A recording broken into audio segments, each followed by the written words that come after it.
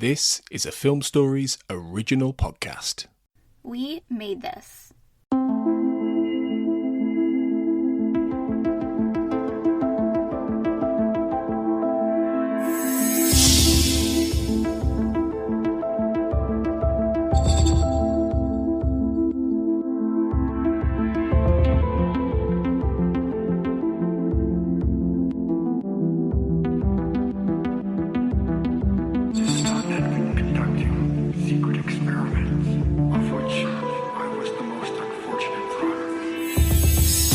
Hello everyone and welcome back to the X-Cast. The truth is in here. I'm your host Tony Black and this is it. We've reached the end, or have we? We've certainly reached the end of season 4. Have we reached the end for Fox Mulder in the season 4 finale, Gethsemane? Well, to help me answer that question is the one and only, the only person I can have back for finales. It's sort of an unwritten contractual rule now, but I'm sort of making it stick. I have a very, very good agent. Yes, Darren Mooney certainly does. Hello. Great to have you back, Darren. Always great to be back. I don't actually have a good agent. He hasn't called me in months. Has he been abducted by aliens or like a sinister government conspiracy to possibly conceal the reality behind aliens? No, what's actually happened is that he was abducted by aliens, but there was a government conspiracy to cover up the belief in aliens to make me think that he hadn't been, but he might have been. Just go to a new agency, definitely. That will save you a lot of time. And the conspiracy, which obviously plays a big part in the episode we're going to talk about, Gethsemane, the season 4 finale of The X-Files, which first aired on May the 18th, 1997, was written by Chris Carter and directed by R.W. Goodwin, and obviously sees Mulder getting close to the ultimate proof, an extraterrestrial biological entity that has been found in the Yukon Mountain Territory, apparently, and as he goes off on a quest to find what could be the salvation, the proof of everything in the X-Files, Scully is wrestling with her own personal faith on the eve of her cancer diagnosis reaching critical, and she begins to uncover the most sinister truth behind everything that Mulder has investigated, a truth he could never have foreseen. So, Gethsemane, which is, we're almost close to the halfway point of the X-Files, and this is quite an important episode, not just as a season finale, but as a part of the mythology as a whole. What would you... Let's see what you think of this, Darren, generally, and what would you give it out of 10? Okay, well, two things very quickly just there on what you're talking about. I love the fact that you were like, an alien was discovered in the Yukon Mountains, apparently. As if to say, like, the disputable part of it is that it was the Yukon Mountains. Are you sure it wasn't found in Montreal? Because, I mean, that'll throw the whole thing into doubt. But yeah, and I love the fact that you're so optimistic that you believe that this is halfway through, Tony. I can almost sense the excitement there. It's like, wait until, 10 years from now when Carter announces that actually he's got another series greenlit and it's somehow managed to convince Gillian Anderson to come back. And it's like, no, we're not even halfway there yet. I thought you were about to say, wait until 10 years when you're still doing this podcast, Tony. Oh no, that's 20. That's going to be 20. Yeah, that's true. Yeah. But yeah, to get back to your point there, just about Gethsemane, I'm going to open high on this. I'm going to say 9. I absolutely adore this episode. It's not one of the best episodes of the season, but that's a testament to the season as a whole being spectacular. But it is, I think you described it as an important episode, and it is an important episode. It's one that's often overlooked, I think, in discussions of the mythology, and I think there are lots of, reasons for that in terms of plot. And again, this is the thing where we talk about the X-Files, and we talk generally, and it's like, the X-Files, doesn't always hold together in terms of, like, ideas of long-term plotting, and, like, A, B, C, D, E, F, G, following, kind of one plot point to another. And if you are a fan who's very, like, interested in the mythology as a linear progression that moves from, through that cycle from beginning to end, Gethsemane, is an easy episode to overlook because it, is arguably something of a dead end. Even when it aired, it was somewhat unconvincing in terms of, like, what it looks like it's trying to do, which we'll probably talk about in a moment. But thematically, it is hugely important.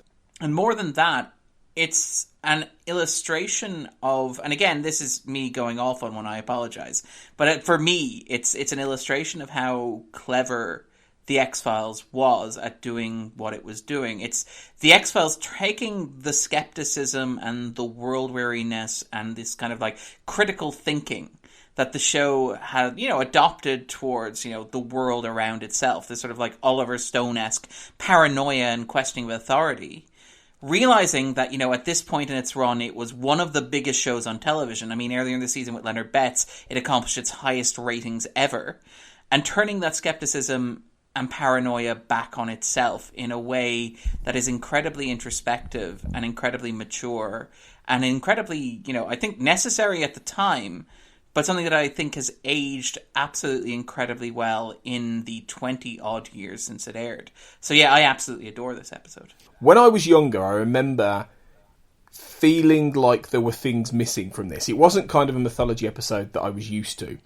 I mean, it didn't have the Smoking Man, didn't have Krychek, didn't have Skinner. It doesn't have Skinner. Didn't have Skinner, yeah. I mean, that is quite startling. Of all of them, there are no, bar, Scully's mother, there are no other characters from the wider ensemble in this episode. And for a season finale... Scott Blevins. Sorry. How could I forget? What a presence. What a man. The recurring star that is technically recurring. Technically recurring. Pulled him out of mothballs. But They went down... I like the idea that when they were hiring the actor, they had to send the casting agent into the mountains in a parachute to hunt him down and bring him back. Oh, you're skipping ahead there. That's sorry. territory, Darren. But yeah, it's got none of those elements. It's got none of the traditional mythology elements that we're used to, and we've been used to now for over 2 seasons. And I felt at the time, this doesn't feel like what I wanted. But with age and with distance, I really do think this is one of the best season finales of the show, and I think it's one of the strongest mythology episodes of the show. And much as I really like Redux and Redux 2, I don't think they're necessarily as strong as this, because I think what Gethsemane manages to do, I think I would go for like an 8.5 or even a 9 for this myself, actually.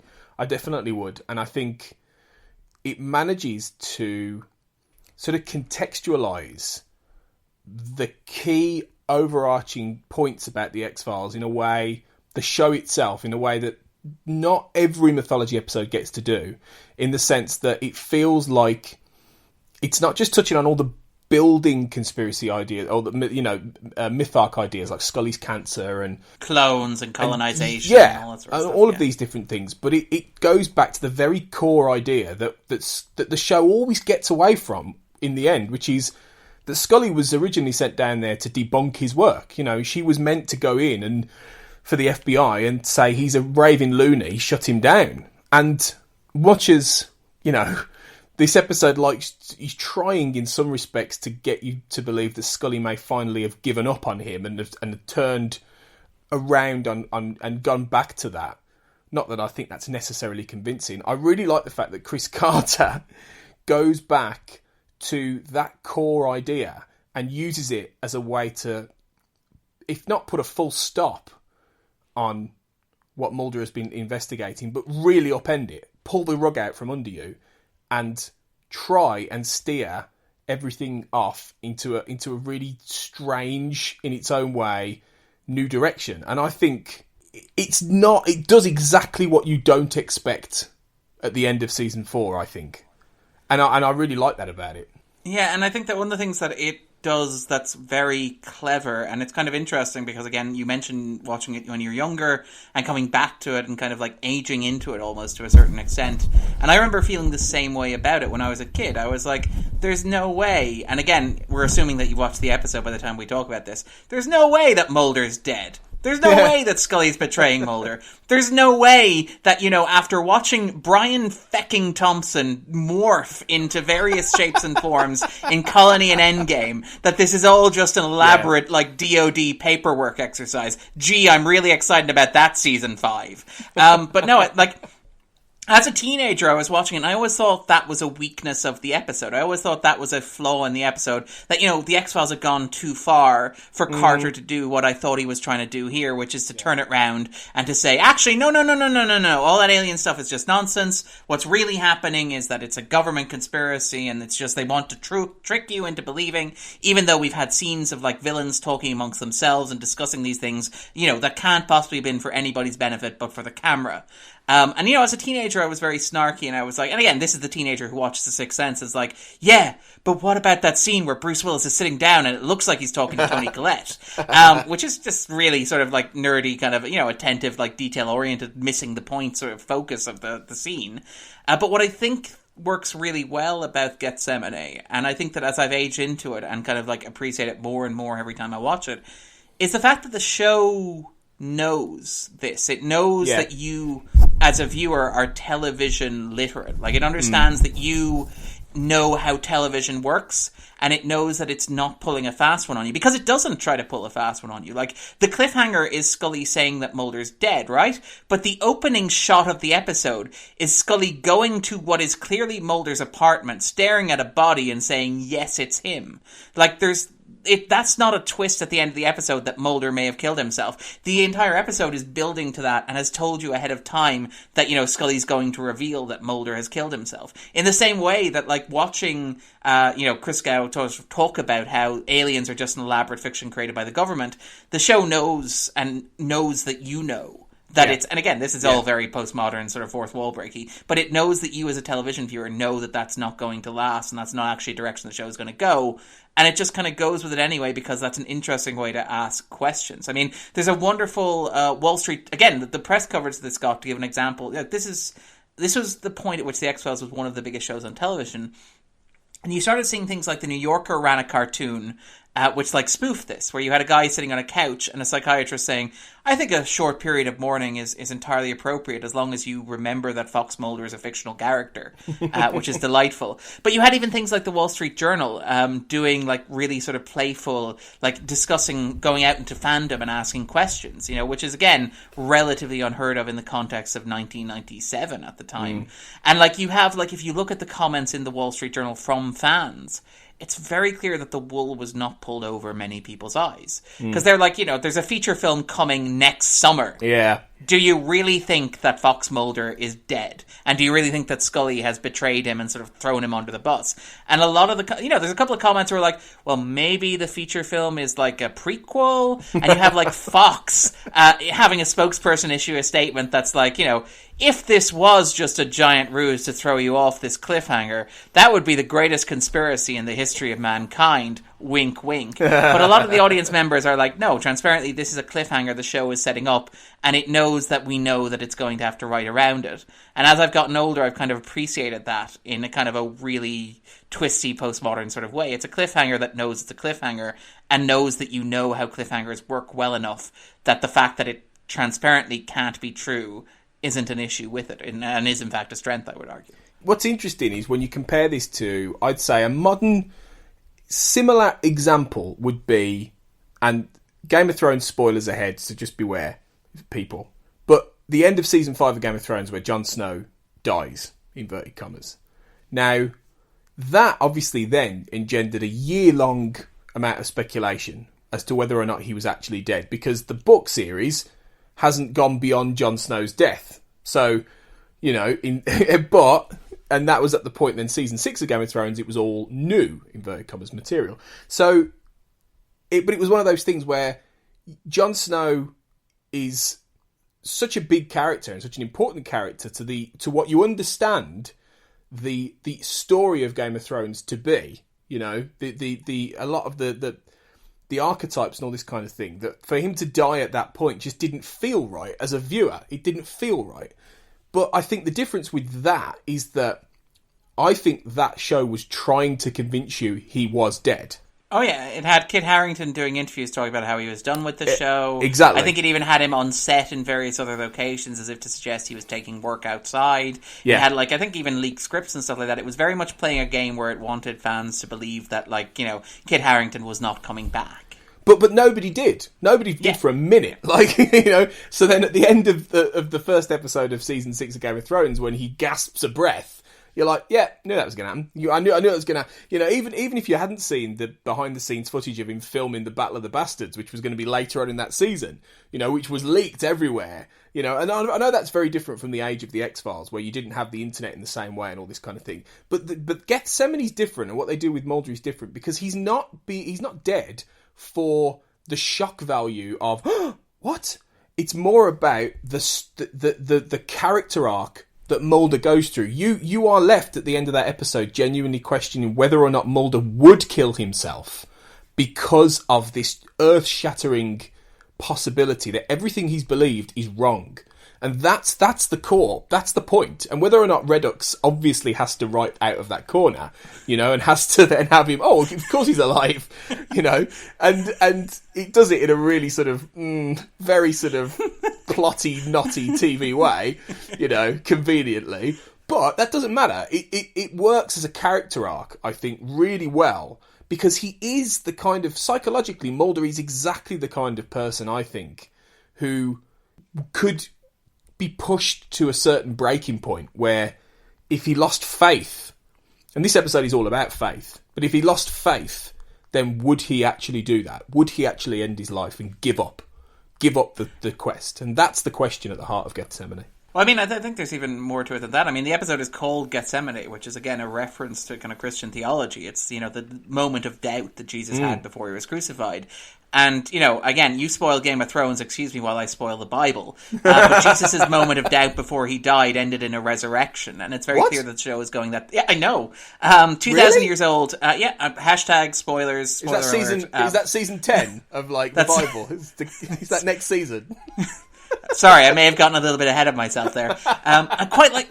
Was it? There was a movie, I can't even remember what it's called, with Joseph Fiennes and that Tom Felton. I think it's called Resurrection. And I remember just, like, I haven't seen it, but I want to see it because it's, like, basically a forensic thriller in biblical times where this guy is sent to Jerusalem to, like, solve the mystery of what happened to Jesus' body. And I'm kind of like, I am all in on a Joseph Fiennes CSI Jesus movie. I was going to say, it sounds like CSI Jerusalem, yeah. Yeah. Brilliant. Tell me you're not on board with that. But yeah...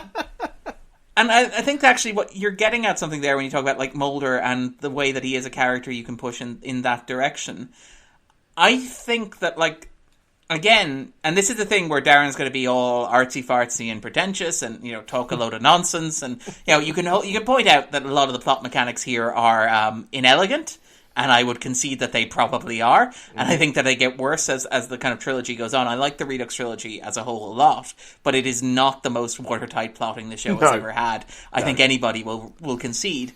Yeah. But thematically, what you have is you have Mulder dying in an existential sense, in like a kind of a, you know, this sort of abstract philosophical sense, where you have this idea of Mulder embodying a certain set of beliefs and ideals that are arguably woven into the fabric of the X-Files, the show.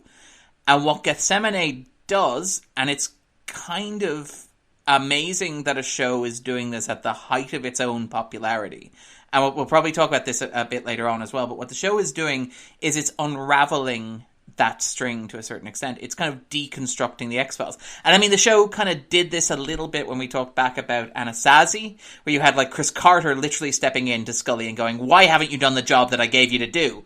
You know, but this takes it much, much, much further and actually has that unspool. Because with Anasazi, like, Mulder was dying to be reborn in a very literal sort of Christ-like manner. The show, you know, after 2 seasons, Carter had figured out the version of the show that he wanted to make, and he was like, okay, kill it and bring it back in the way that we get the 3rd season, which I would argue is the show's best season, but which is a lot more confident, a lot more assured, and a lot more kind of aware of what the X-Files is.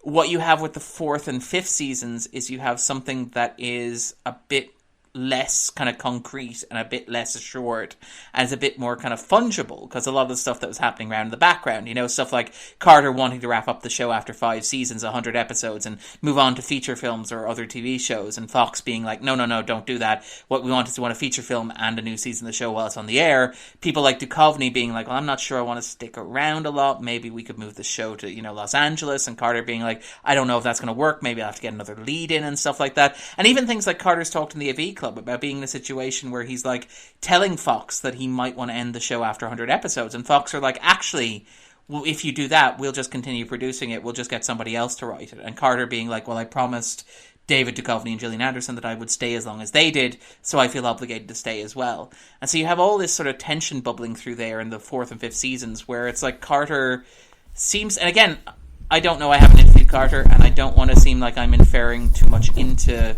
like Carter's psychology or doing pop psychology on him or stuff like that, but if you look at the show in the 4th and 5th season, there's a real sense of like, what is the X-Files now? Is it what I wanted it to be? And has it become something that has literally escaped my control? And again, if you look at the 5th season, Postmodern Prometheus is very much that idea literalized. It's like Carter has created a monster. That monster is some weird hybrid of like pop culture, Cher, Frankenstein, James Whale, all thrown into a blender, and it's kind of magical. But it's not at all what he intended, and it's like this weird monstrous child, but you kind of love it anyway. But like with Gethsemane, you have a much more serious rumination on that, where you have Carter... And again, you have the show asking questions about, like, why is the X-Files about aliens, or why is the show so preoccupied with these big abstract science fiction concepts like colonization, when, the real things that are happening in the world are like horrible abuses of trust that the show is also dealing with, but it's coating them in this kind of like fantasy or sci-fi trapping. And is that ultimately more harmful than good? Is that causing harm? Are people reading the show the wrong way? Has like what Carter wanted to communicate through the X-Files been lost as a result? And like, is it a fair criticism of the show to attack it on those grounds? And all of that is kind of woven into Gethsemane from literally the opening shot with Carl Sagan and stuff like that, where you have this discussion, Isaac Asimov, you have this discussion of like science fiction and this discussion of like the belief in alien life and why the belief in alien life is important. And you have the show asking like why Carter has chosen to tell a story that is very Oliver Stone-esque, very like JFK or very like Nixon or, any number of other examples. Why he's chosen to tell that story, but populate it with like UFOs and little green men and monsters, stuff like that. And the result is, I think, incredibly introspective, incredibly brave for a show that was, a pop cultural phenomenon at that moment in time. And very, very unlike anything the show had done to that point, and rather different from what it would do afterwards as well, I think. Yeah, absolutely. And I think that's why it really does stand the test of time as an episode. So before we talk about it in a bit more detail, let's do the classic IMDb. Okay, so we've given our ratings. What would you give this? Where do you think this lands, Darren, on the IMDb scale? What would you say? What would your guess be? Okay, so I'm going to weigh this up like mathematically. Typically, mythology episodes get a bump, right? So I'd be thinking somewhere around 9, right? But this is a mythology episode that doesn't actually feature any mythology elements, as you've noted. And the IMDb tends to favor kind of more conservative approaches to mythology and stuff like that. So it tends to, and understandably, I like Skinner a lot too. I like Smoky Man a lot too. And, I like, things that move the story forward and they have a kind of priority. So I think it'll go a bit lower. I'm going to go with around an 8.6. It's not a bad guess, actually. It ends up with an 8.8 on the IMDb scale. Yeah, so pretty good guess there. That means it's one of the highest rated episodes of the season. It's only beaten by Home, Musings of a Cigarette Smoking Man, which I think tops the season on IMDb. I think that's the highest rated episode of season 4. Small Potatoes beats it. And I think that's it. I think everything else is fourth highest. I mean, I'm shocked that Paper Hearts doesn't even get into the 9s. There's some real surprises. Yeah. On this. Well, I mean, the 4th season is very much a roller coaster, so it makes sense that the IMDb's rating of the 4th season would be a bit of a roller coaster as well. Yeah, well, it certainly fits. Twists and turns. Case. Yeah, for sure. So, out of 2,420 ratings, 8.8. So, interesting. It's highly ranked, so, highly rated. So, and we rate it. So let's talk about Gethsemane in greater detail.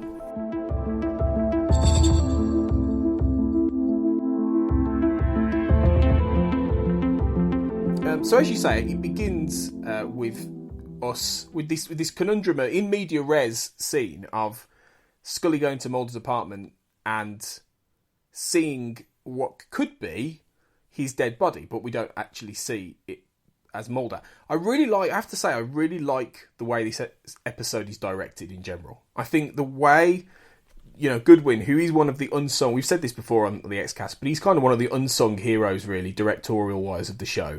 He's up there with the best. He's up there with Manners, Bowman, David Nutter. He is great. And he often comes in and does these kind of episodes. I think he does a few finales. And I really like the lighting in this scene. This sort of orange hue, this sort of, it's hard to say whether it's twilight or it's like the break of dawn. It's just got this real sort of almost unearthly glow to it, I think, which I really, really appreciate from a cinematography point of view.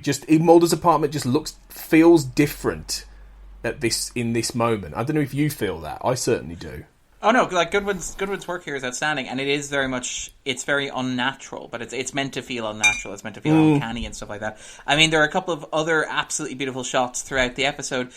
In keeping, like, again, Goodwin understands the episode, I think, thematically as well, which is very important when you're a director. You understand what the writer is trying to get across, but not just literally in terms of dialogue, but also in terms of intent. So you have, like, these wonderful shots throughout the episode of, like, God's eye view of things. So you have these positions where it's like The Sims. The camera is just literally placed up on a ceiling, staring right down at the characters, watching them move almost like kind of ants through an ant farm. There's a couple of those shots in the briefing room when Scully's brought in and she's having this conversation. She's talking about Mulder's work. You get that view of the table kind of like in a nice sort of square that gives you a sort of symmetrical shape around the frame, which is absolutely beautiful. There's a moment later on where, Scully and Mulder, after they've, sort of first seen the presentation about the alien, and Scully's, this is not really my jam. It's not my dying wish to see this. And Mulder has this conversation with her about God. But you have this wonderful closing shot in the sequence where the camera is just staring down this spiral staircase. And it looks almost like you're staring at a big, gigantic human eye to a certain extent, and it's absolutely beautiful. And these things are, again, really, really artful and really creative and very... The episode is again, you point out, it's not a typical mythology episode, and that's very evident to the cast, but even in terms of, like, pacing, mythology episodes, particularly season finales, tend to be quite propulsive. Like, think of, like, even the Erlenmeyer Flask, for example, where you have, like, the death of Deep Throat, which is pushing you on. But think of Anasazi, where you have, like, Mulder's gone completely round the bend. Oh my god, like, he's gonna kill Krychek, his dad's dead, Scully shot him, and it just keeps going and going and going, getting higher. Mulder's naked in bed now for some reason, and it just keeps going. And even, like, Talitha Kumi, where you have, like, things, even then you have it begins with a hostage crisis and just kind of runs from there. And, like, it gets to a sequence where, like, again, the cliffhanger doesn't sound impressive when you say it, but, like, it works relatively well, of Mulder and Scully being chased through a quarry in the style of Doctor Who. But, like, again, these finales typically have a propulsive quality to them. Gethsemane is much more meditative. It's much more relaxed. And, again, that opening shot that you point to with, like, the golden hue, this sort of, like, almost, like, nostalgic or something like old-fashioned, like, old film to a certain extent, kind of adds to that, where it feels like something much grander to a certain extent, much more kind of like old-fashioned and relaxed. And it's kind of interesting to contrast that, and again, not to step on the toes of whoever will be discussing the fifth season premiere, but to compare that with the more frantic Oliver Stone-isms of like Redux Part 1 and Redux Part 2, which is a much more kinetic and sort of frantic style, even when it's literally just Mulder walking through grey corridors. I really like the meditative quality of this, and I think that Goodwin does phenomenal work here. Yeah, and it's there, absolutely. I completely agree, and it's there from the outset with this scene, and it continues in that vein with when Scully goes to the FBI panel. They create this great square room with the tables in a square formation with the lights in the middle, and it's a really impressive set. It's very sort of, it feels like an enclosed sort of box in which Scully is brought in, this secret room within the FBI, where they meet. I love the FBI's lighting department. It's like, can we turn the main lights on? No. It's much more atmospheric if we just light it using desk lights. But I can't read my... Shut up, Dave. Yeah, it doesn't matter. Right. Which is where she obviously then says that she's here to debunk Mulder's work, and you're a bit like, oh, okay, what is going on here? And we obviously Scully is doing her job, is what's going on here. Thank you, Tony. Scully's doing a job after 5 years. Scott Blevins is like, finally, I can retire. That was the one open case that I had. It's like, I haven't been around here because I've been fishing. I'm technically been retired. I've just been waiting for this one thing to come in. Well, that was what I was about to say. Obviously, we see Charles Chaffee return as Section Chief Scott Blevins after, I think the last time we saw him was in Conduit. I feel like it was Conduit, way back in season 1. I might be wrong. It might be after that. But he was in the pilot, and then he crops up again, and then that's it. You don't see him again. And then obviously season 1 has that really awkward point where it's trying to find the boss character. It has that McGrath character in Fallen Angel who's just a dick. And then finally they get to Skinner, and they've got a really good character and a really good actor in Mitch Pileggi. But Blevins was... I mean, this is it. Obviously, where Blevins goes, we'll talk more about in Redux, because it's interesting there what happens. But Blevins surely was established originally as supposed to be that boss character. I mean, I don't know what you think, Darren. I'm of the mind that originally he was supposed to morph into not Skinner as such, but that recurring figure. Yeah, probably a bit more antagonistic than Skinner, although not as much screen presence as Mitch Pileggi. And again, yeah, they got very, very lucky with Skinner and Mitch Pileggi. It's hard to complain. I don't think, no offense to the three Blevins stands out there. I completely respect your views and your fandom and your admiration of Blevins, but he just doesn't have that screen presence that I think that Skinner has. I think that's fair. What's interesting though is that, and this is something that pops up particularly on rewatch, is that Blevins' involvement here, and you're right, you mentioned that I think his last involvement was Conduit. I'm not sure if that's exactly it, but you're right that it's the first time he's appeared on screen since then. But he did have a cameo earlier in the 4th season when he appears in Musings of a Cigarette-Smoking Man via his voice, via the recording of the pilot episode. He pops up. He's on the voice recording. The bit that. Yeah, the bit that the cigarette-smoking man is listening to. Of course. I thought you meant new material then. I was like, no, really? No. I've missed that one. Yeah, of course he does. He was out fishing, yeah. Yeah. Okay, he was out fishing for 4 years. But yeah, and they're listening to the original conversation. Yeah, of course. And it's that whole, that gap. What's interesting is that he's a character that the audience probably had forgotten, or the majority of the audience had completely forgotten, and then he pops up, and I'll say this, he pops up in a really relevant way, because he's the guy who Scully originally was sent down there, not obviously, she was sent down there by the smoking man, as ultimately, wasn't she? She was sent down there by that, but Blevins was the guy at the very beginning. Let's give Blevo the credit he deserves. Deciding I'm calling him Blevo. Blevo, yeah. Blevo. That's his school name coming back again. Yeah. Oi, Blevo. Like the Skin Man. Blev Man. Blevo. No, let's stick with Blevo. We could start the Blevin fandom right here, I think, Tony. Yeah, the bit there. Team Blevo. Yeah, okay. Yeah. It begins. But hashtag Blairheads. The Blairheads. Yeah.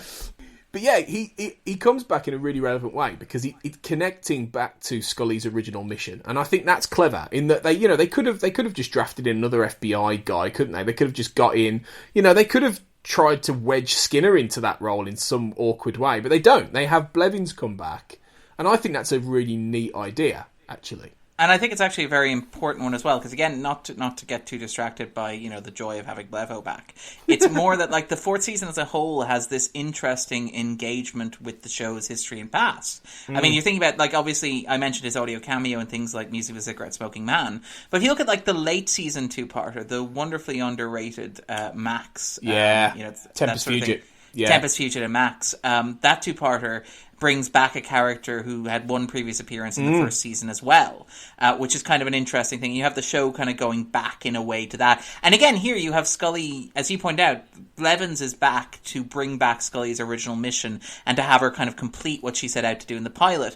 And you have this kind of idea of like closure to a certain extent, not to spoil where Blevo goes in the next 2 episodes, but you have this idea of like, you know, wrapping up kind of loose ends and kind of like going back to what the show originally was and kind of interrogating that and deciding to move forward from it. Because one of the interesting contrasts between the 4th and 5th seasons, the 4th season is very much focused on going back to the first season of The X-Files. So things like the recurring presence of Blevins, for example, the audio recording and music of a cigarette-smoking man, Max Fennig brought back for a big mythology two-parter.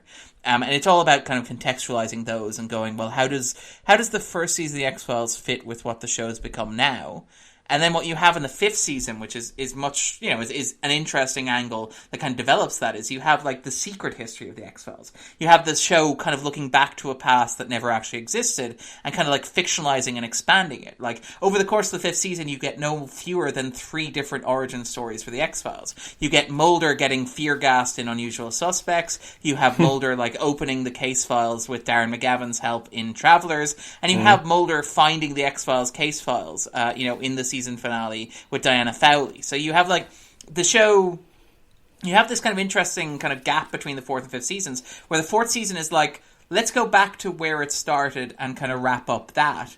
And the 5th season's, well now that since you've done that, let's actually go back even further and create an entire like fictional history and kind of multiple fictional histories and like an expansive past that is so vast it cannot actually possibly be contained.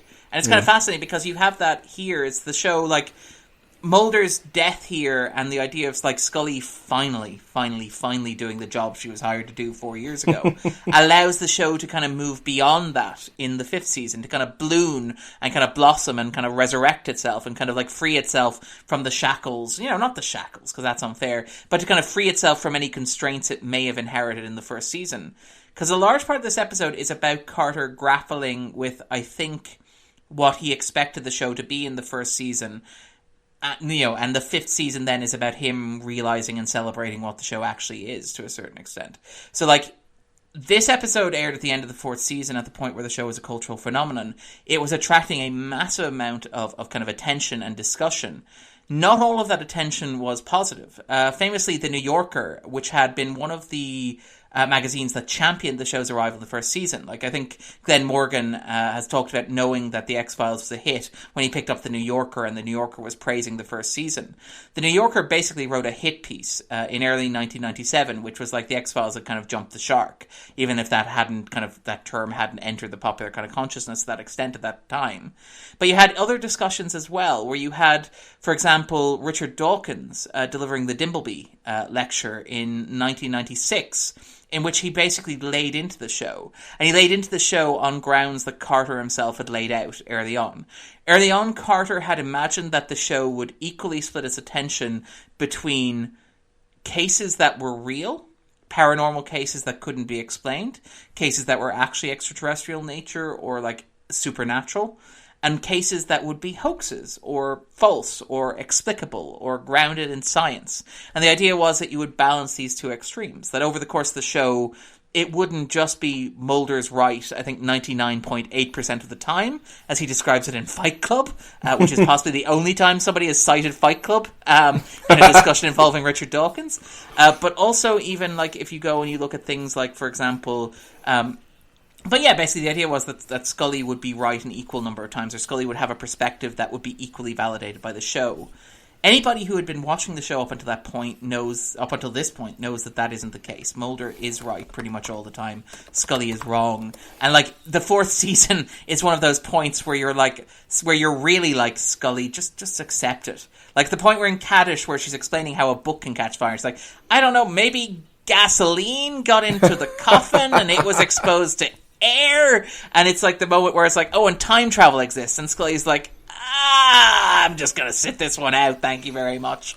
And you can tell the show is kind of, and it's a fair criticism of the show to make, but like people like Richard Dawkins, for example, was arguing that this was damaging to society, that this was a bad influence, that this represented a creative failure, but also a cultural failure on the part of the show. Carter also came in from criticism in, was it the Demon-Haunted World by Carl Sagan, who actually makes an appearance later in the episode on Mulder's sort of recording.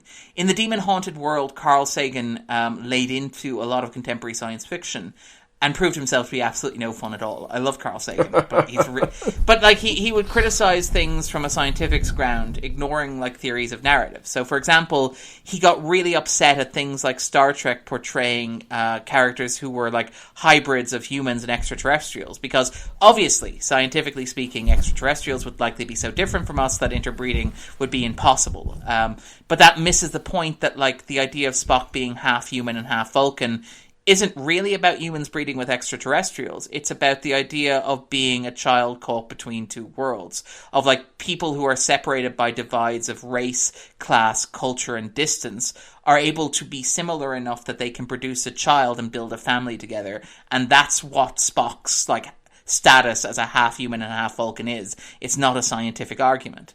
But Sagan really, really, really laid into the X-Files and argued that it was creating this culture of like, you know, new ageism and people who were embracing like paranormal and paranoid belief systems without any real kind of critical thought.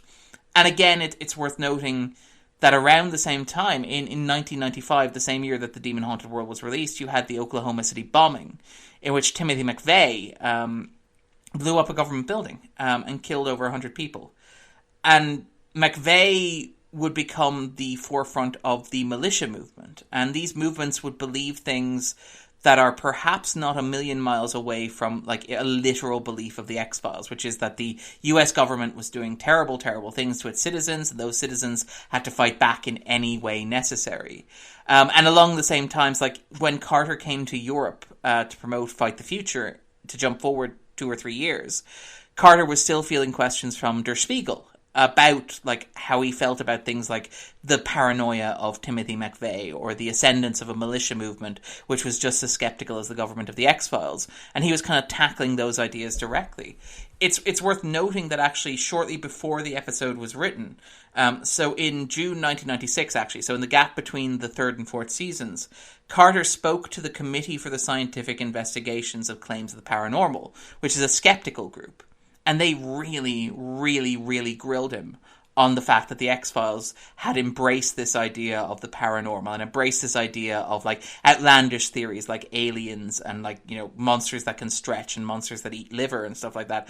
And Carter is relatively good at public speaking, and he's able to handle the questions quite well. He makes the observation that, like, it's a narrative reason why Mulder's always right, because stories where Mulder is right are inherently more interesting than stories where Scully's right, just narratively speaking. It's much more interesting to tell a story about Bigfoot than it is to tell a story about faking Bigfoot, unless you're telling a story about faking Bigfoot using another Bigfoot or something. I don't know. But, like, it's much more interesting to believe the world is magical and to use allegory and metaphor to make your points than it is to be strictly literal-minded. And watching this episode, it feels like, and again, I haven't interviewed Carter, I haven't talked to him, I haven't read interviews where he's tackled this idea directly, but it feels like, to me as a viewer, that Carter is grappling with these questions about the X-Files and about what it's about and about why it's about it in the way that it is, and kind of closing the book on, you know, maybe what he had intended the show to be in the first season, but which it never became. So you have Blevins, as you pointed out, the ghost of the first season, coming back, and he's calling Scully in to debunk Mulder's work, which is what she was supposed to have been doing, you know, in the original plan for a season, but it didn't plan out that way for narrative reasons. So you have the show kind of exhuming its own history and kind of grappling and wrestling with that. And obviously, when we talk about things like Krischgau later on, we'll talk more directly about like the show dealing with this legacy of kind of like paranoia and kind of uncertainty and mistrust and fear and kind of belief systems that maybe aren't entirely true, and where they fall in like what Carter was actually trying to say about like questioning authority and healthy skepticism. But this is where it's interesting with, You know, you mentioned earlier about how when you were younger, you struggled with the literal reality of how could a story like this be written when the show has given us black oil, when the show has given us, you know, alien bounty hunters, you know, and it is that, you know, element of, it's ironic in that there is a certain suspension of disbelief with this, in that you have to almost, it's almost the inversion of that, you know, whereas historically you'd have to suspend belief with the whole idea of a black oil virus. Now, you know, or an alien bounty hunter, now you have to flip that on its head and think, do I believe that all of that wasn't true? Do I believe that they can fake an EBE in a mountain? Therefore, they can fake like radiation emitting black oil. Right. Can they fake a shape-shifting, you know, Terminator? That's the irony now, that you have to believe that lie as a viewer in many ways, you know, and that's the tagline when we get into the teaser, you know, believe the lie replaces the truth is out there, because it's almost like Carter's willing you to believe that lie. Don't worry, and it's telling that he does this again in the revival series. You know, he essentially repackages this whole trilogy, you know, for the My Struggles, you know, particularly My Struggle 1. He just does it in a more contemporary way. And he presents the idea that actually all that stuff you saw, maybe that's not quite what it is. And obviously, in the end, once we get into season 5 without tracking too far ahead, it sort of doubles back on this, you know. But it does, to its credit, try and play with the idea for a while that maybe Mulder would lose faith in, and maybe the audience should be encouraged to lose faith in everything we think we know about the X-Files. And that's one of the great things about the show. That's why I think, much as people were frustrated about the revival series from a canonical point of view, I think the point that they missed was that Carter's constantly with the X-Files trying to make you question the reality of not just what you see in the show, but what this kind of reality itself means, you know. And he does it through the character of Mulder and through his experience, particularly in Gethsemane, and I think that's really good. And I think it's a challenging thing to do, like you say, to deconstruct the concept of the show.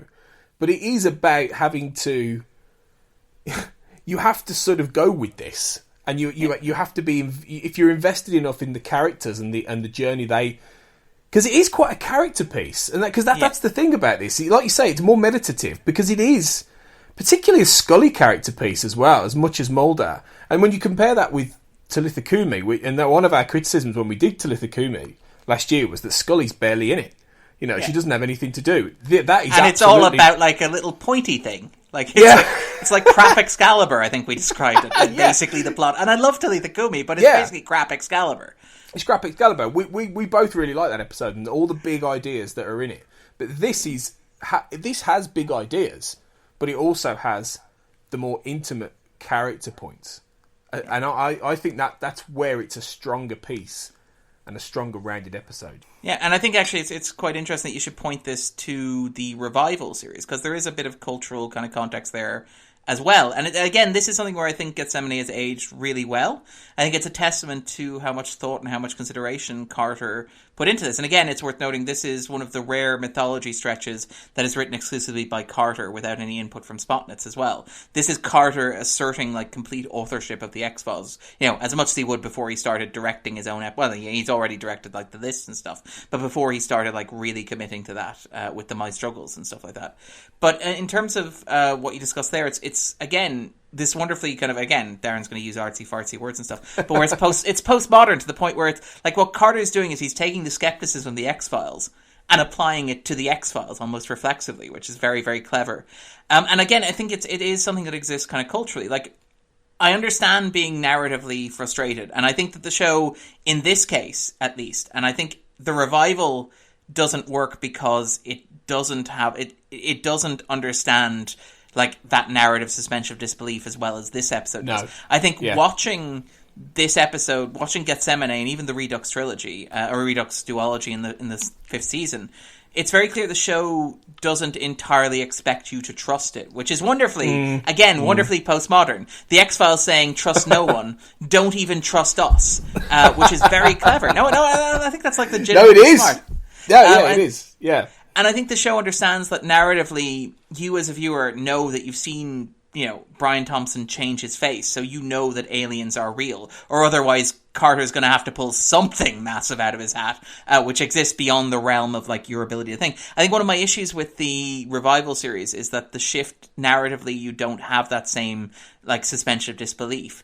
It expects you to take that a lot more at face value and to kind of commit with it and kind of run with it. But what I will say that joins the two, and why I think Gethsemane's aged relatively well, is that I think the shift that happened in the Revival series was something that Carter was doing very consciously in response to broader shifts in culture. And again, I think that Ingu Kang wrote a wonderful piece at Vulture celebrating the show's 20th anniversary, where she talked about how it was hard to watch The X-Files in contemporary America, in the contemporary world, where values of truth were no longer as absolute as they once were, where conspiracy theories run rampant in the way that they do now, and where nobody can agree on a shape of consensus reality. I think Kurt Anderson, one of the great essayists, in American culture at the moment, argued that, how America lost its mind. To a certain extent. It's not just America, it's the rest of the world as well. I don't want to be like that guy who's complaining about America particularly. It is the rest of the world. It happens over here in Ireland, it's happened in the UK with Brexit and stuff like that. There's this disconnect that exists between reality, and the perception of reality. And I think that what Carter was doing with the Revival was taking a look at the show and realizing that he had to recalibrate it for the current climate, because if you're doing an episode about an alien invasion at the same time that a US presidential candidate is saying things like they're not sending us their best, you're sending messages that, I don't believe Carter would have wanted to send. So I understand that he shifted it in that way. What I think the show doesn't get enough credit for is being ahead of its critics in that regard, of being ahead of people like Ingu Kang. I think it's a great piece that she wrote, and I think there's another piece in Grantland that covers the same ground as well for the same anniversary. But the show was, to its credit, ahead of those criticisms, 10, 15 years before they were made.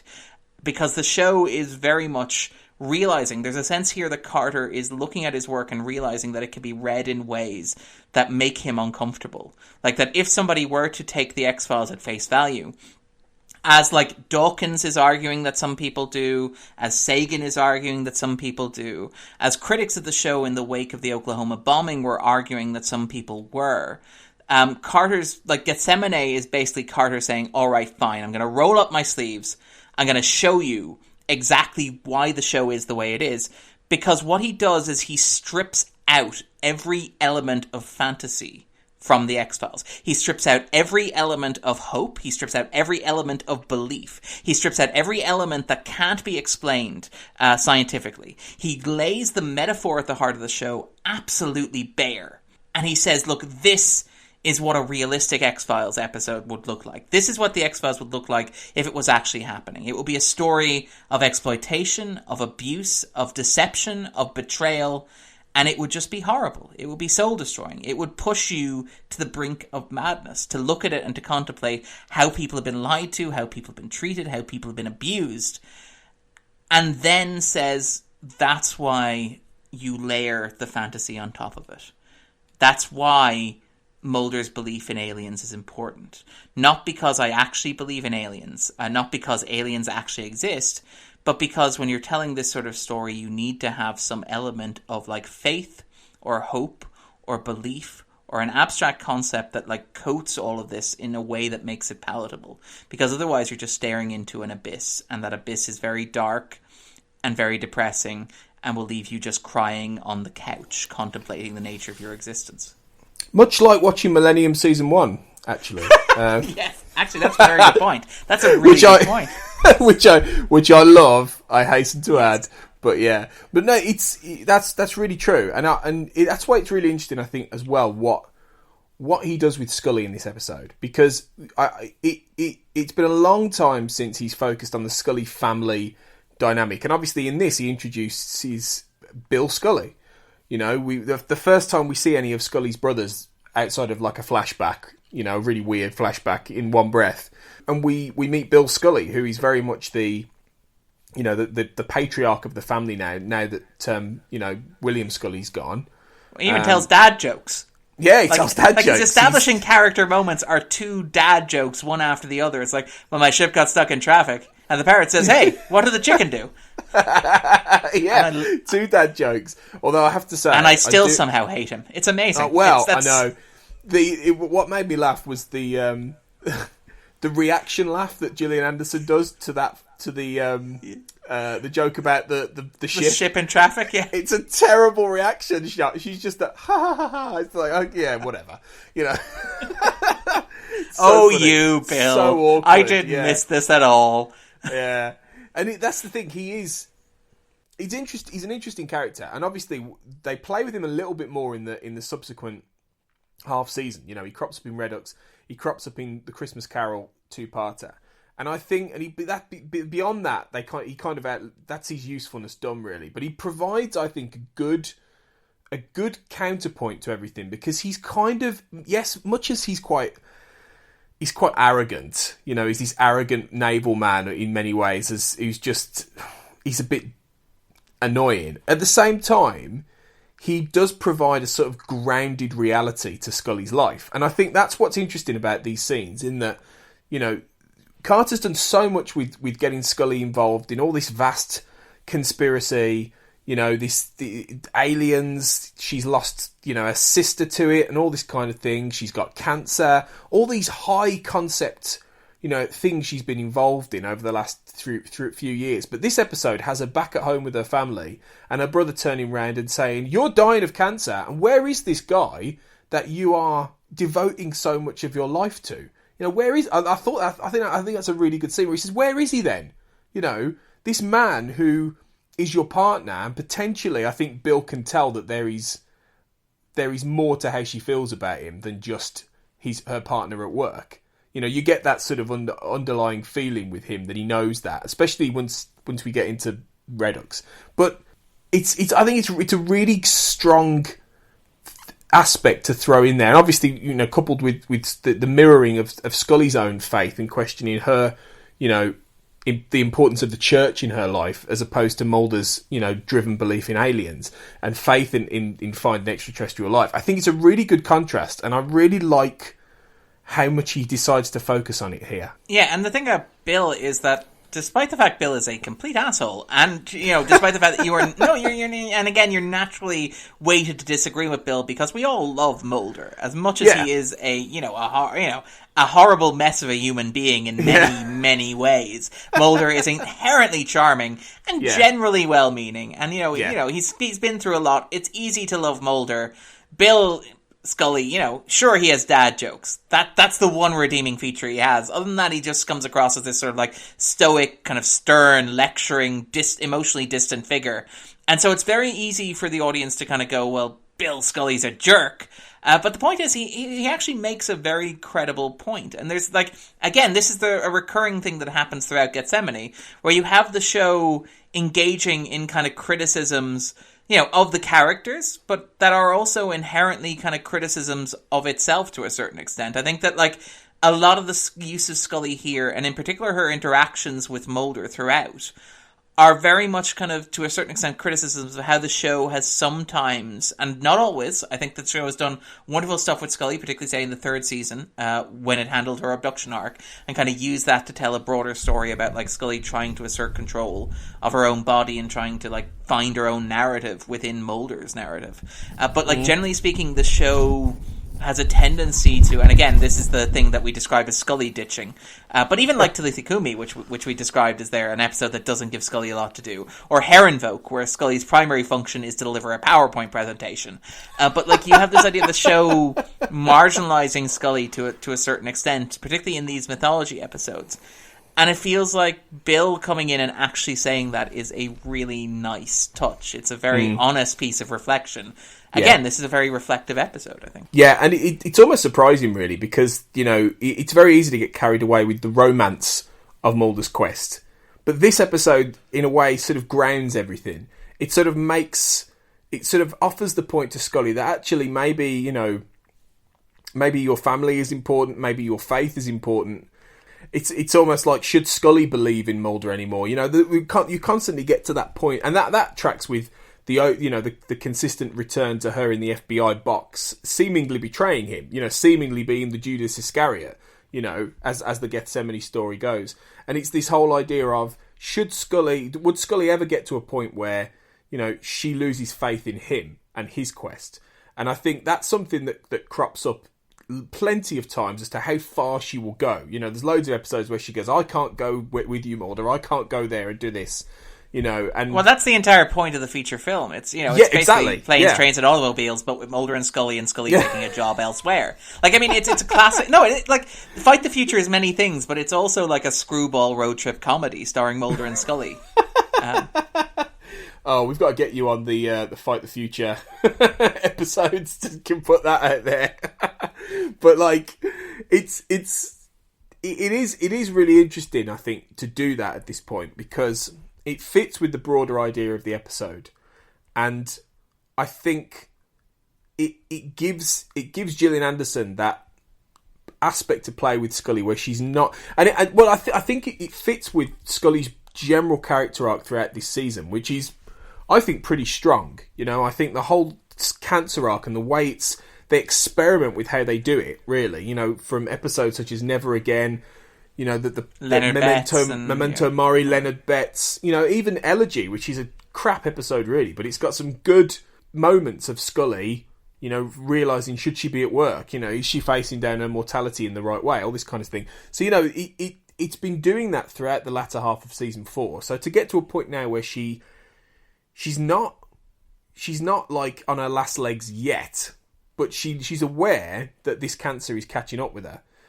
And I think it's good to bring back the religious and the faith aspect and make it really important to this trilogy, because for her, the idea of God, and it plays into the broader ideas of what the episode is, the very quest itself. But I just think thematically Carter gets it right here with both of the characters. That he mirrors their journeys in some respects. Yeah. And I think that's really skillful writing. It is, and we're going to talk a little bit about the fourth season, I think, when we get to the end of the podcast. But one of my issues with the fourth season is that it's not as cohesive as, say, the third season or even the fifth season, either side of it. And there's lots of reasons for that, because Carter was running 2 shows and writing a feature film at the same time. So it's kind of churlish for me to say, well, actually, it doesn't really hang together entirely coherently as much as some of the other seasons of the show. But it's more experimental, isn't it? It is more experimental, and it gets wilder, and it swings wilder, and it doesn't always hit, and it kind of throws these big things out there. And this is the thing where, I think we talked about this in the podcast before, where one of the things about writing television in the 90s, where you didn't have a Bible going in, and you didn't map out your entire arc, as soon as you came back from your summer break, you just sort of found it as you're going along, is that you got these little simmering, bubbling ideas going through it. So Scully's, cancer and kind of her search for faith, and this sort of deconstruction, unraveling of this question, even in Tempest Fugitive and Max, this question of why she's still with Mulder, what's she doing with Mulder, is she going to accomplish anything, is she going to end up like those astronauts, that sort of thing, those sort of is her life going to end up lost in somebody else's quest, and how you have this whole thing sort of unspooling from what was basically a situation where Darren Morgan couldn't get a script delivered on time, so the writers were like, feck it, let's do this thing, which is kind of amazing when the whole season kind of flows from that point.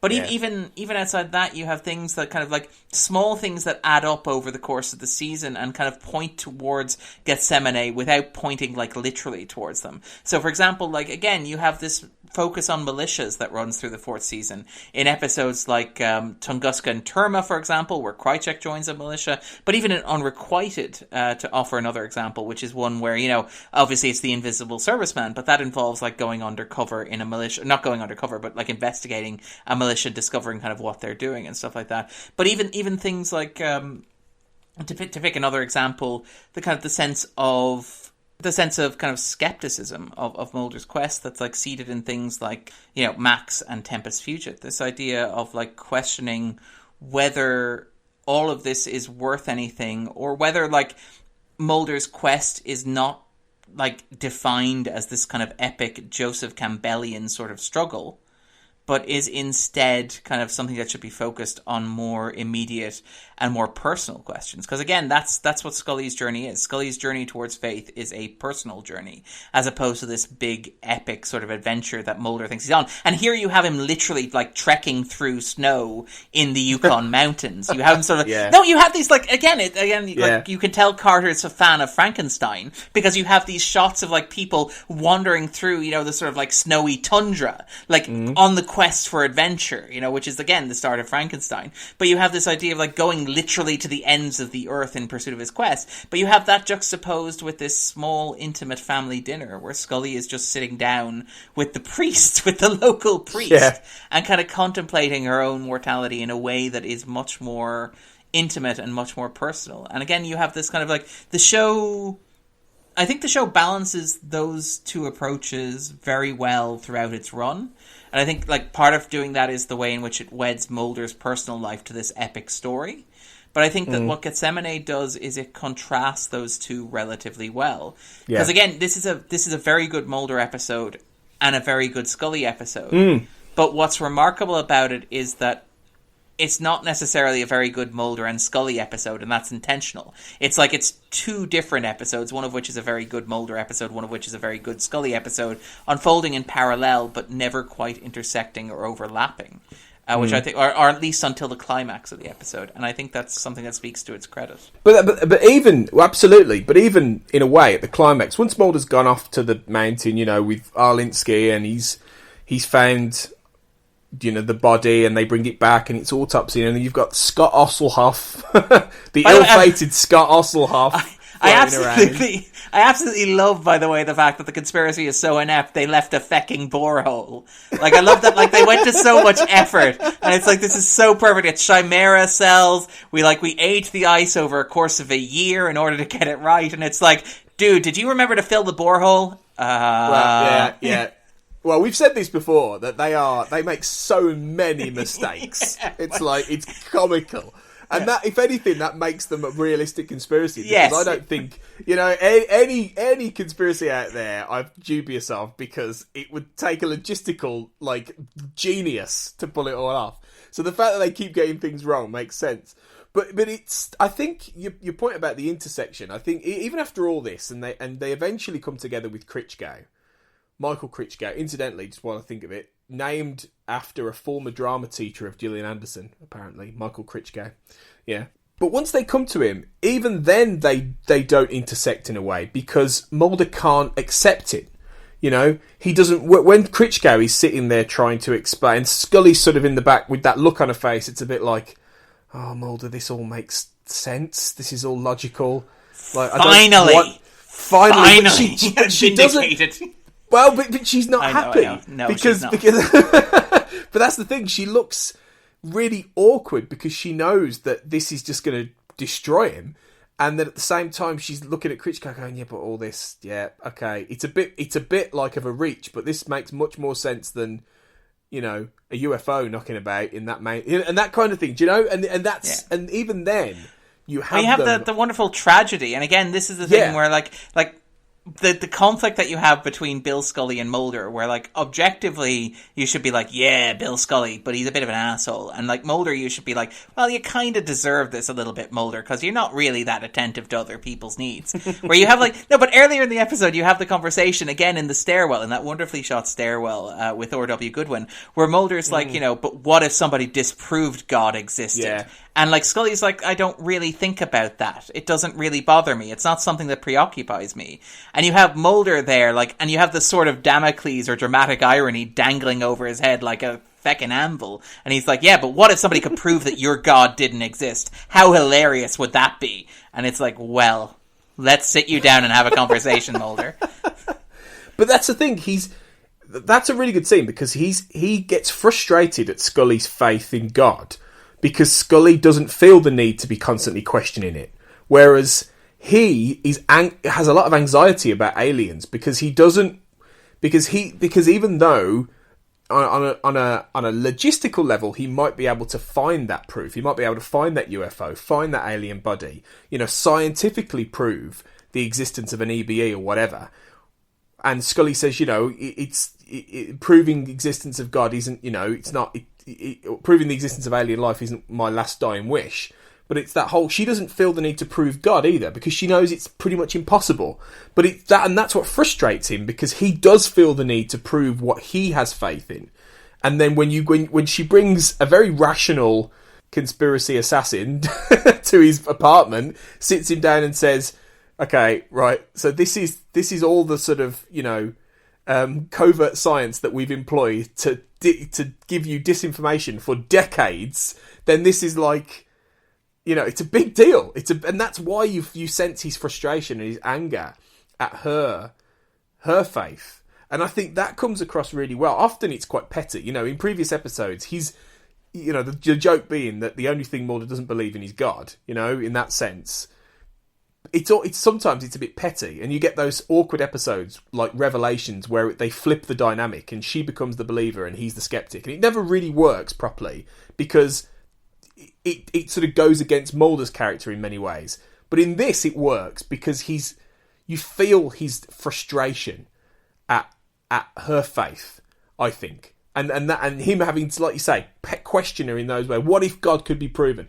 That shows up his insecurity.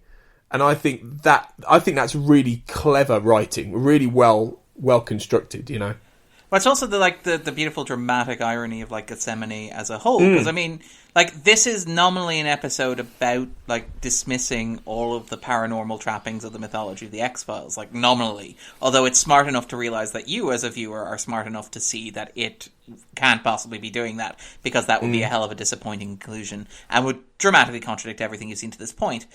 But the show kind of has this kind of level of irony where, in seeming to disprove this point, it actually makes the case for the inclusion of this stuff, because Mulder has to believe. The Mulder existentially has to believe. And again, this is the reason Samantha, if you want to bring it back to Samantha, because despite what Mulder says in Oubliette, almost everything with Mulder can be brought back to Samantha in some way. But it's this idea that Mulder has two choices when it comes to believing what happened to Samantha. One is he can believe that she was, taken. Again, this happens earlier in the season with Paper Hearts. Throughout the season, you have this recurring motif of questioning and interrogating and attacking some of the core principles of the X-Files, or some of the core assumptions on which it's based. Even Paper Hearts does this thematically, where Mulder has to choose between believing that Scully was killed by a paedophile. That Samantha was killed by a paedophile. And a mundane crime to a certain extent, that a tragedy that happens to too many families far too often is completely explicable and means that he lost her in a very real and tangible way. Or he can believe that she was taken by aliens and that he can be reunited with her, and that there's a chance of reconciliation, and there's a chance to make it right, and there's a chance to get Samantha back. And that's what Gethsemane seems to be saying about the mythology of the X-Files, is that it's not, the inclusion of things like aliens and God isn't an argument that those things are actually real. It's more an argument that you need to temper your skepticism and your paranoia and your fear and your kind of uncertainty with just a little bit of hope, just a little bit of optimism, just a little bit of belief that despite seeing all the terrible, terrible things that have happened in the world, and again, the X-Files, we talked about this, the X-Files is a show that deals regularly with themes like the Holocaust. It deals with the legacy of the Holocaust. It deals with the consequences of the Holocaust. The syphilis experiments that were conducted on the American public, for example. It deals with things that actually happened that are horrific beyond magnitude and almost beyond the human capacity to process.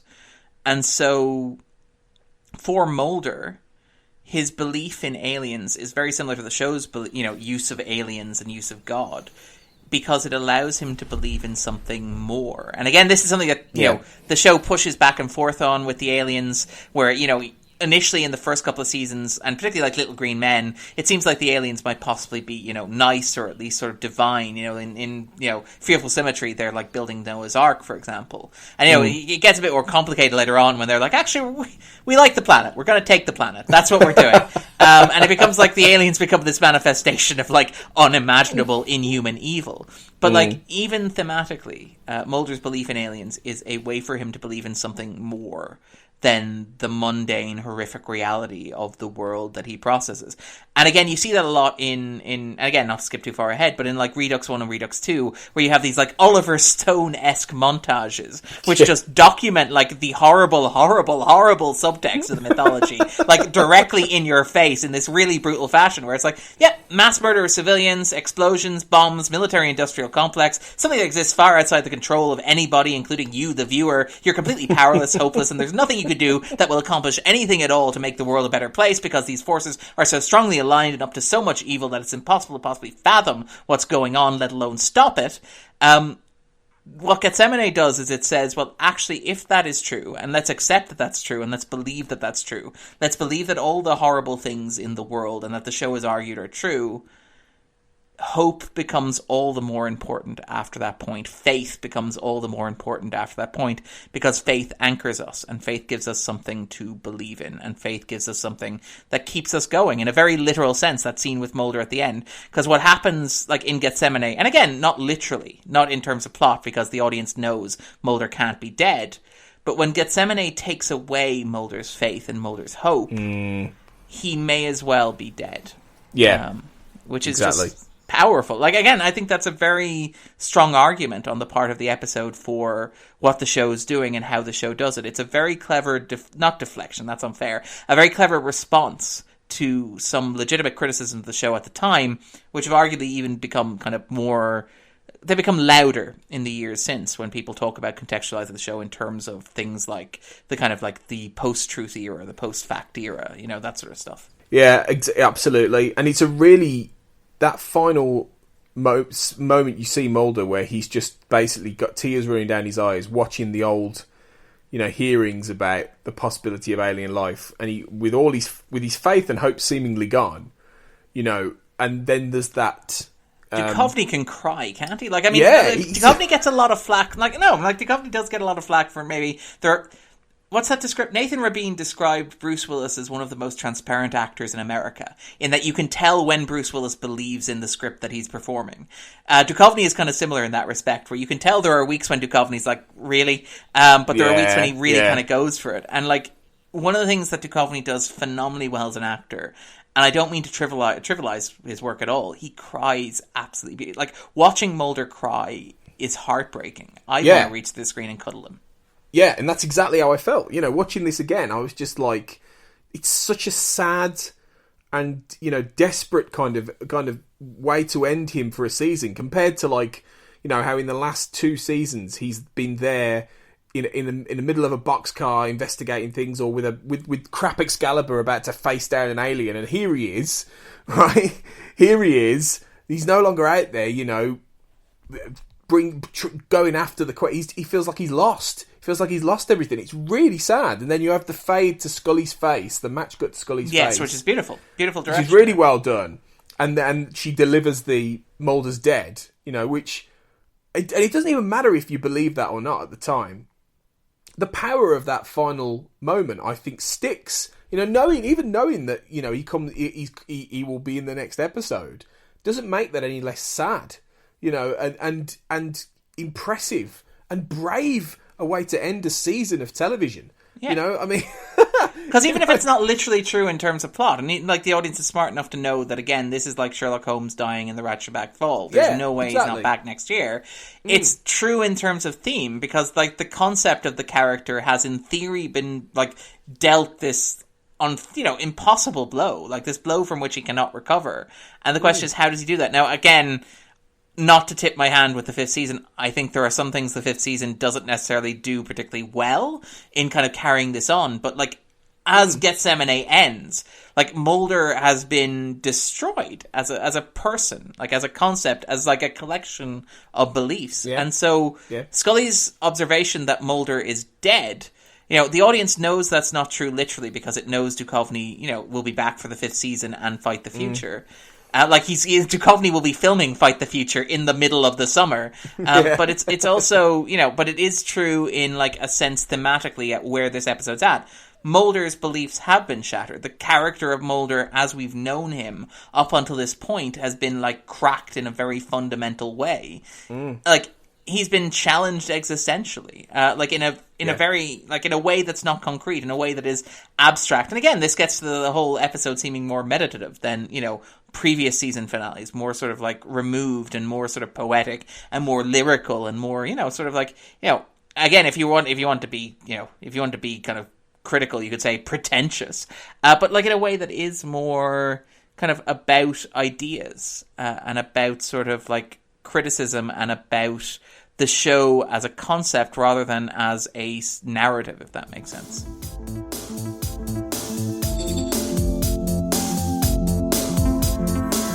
So I think this is a good point to jump off and talk a bit about, get a bit of fan feedback and listener feedback about Gethsemane, because we've picked through a fair bit of it, but we've got some good feedback here. We've got some good chunks of comments from the Cast Basement group on Facebook.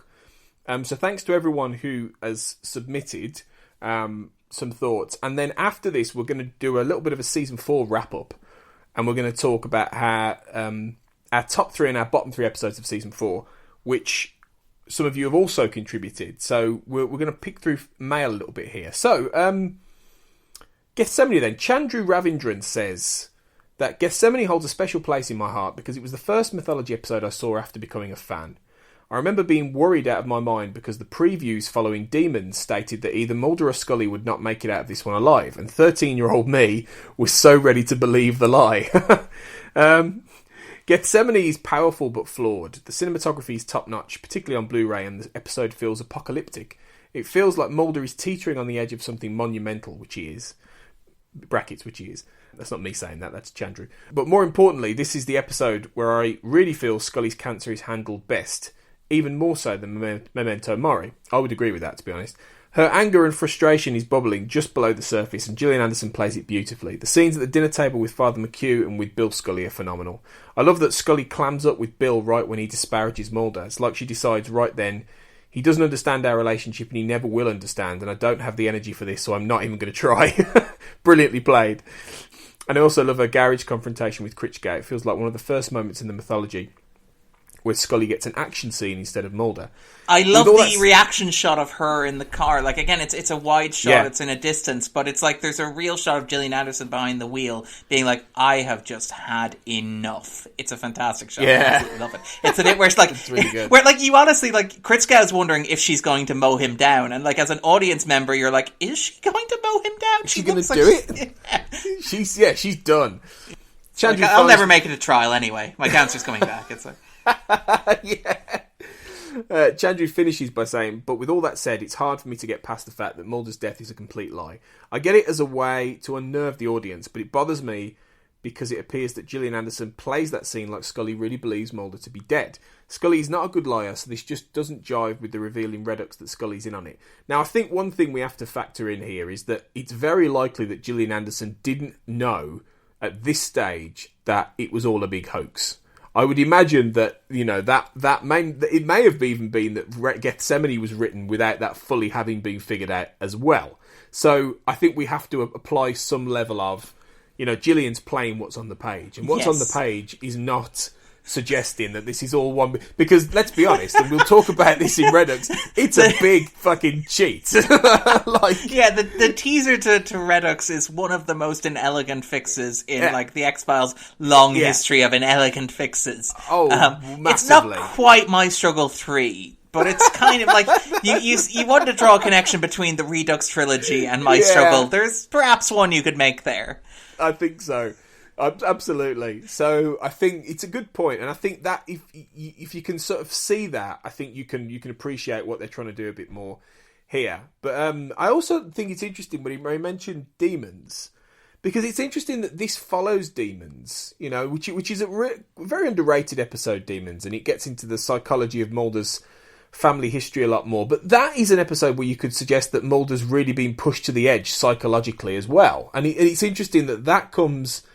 It could just be a quirk of production, really, but it's interesting that it comes just before Gethsemane.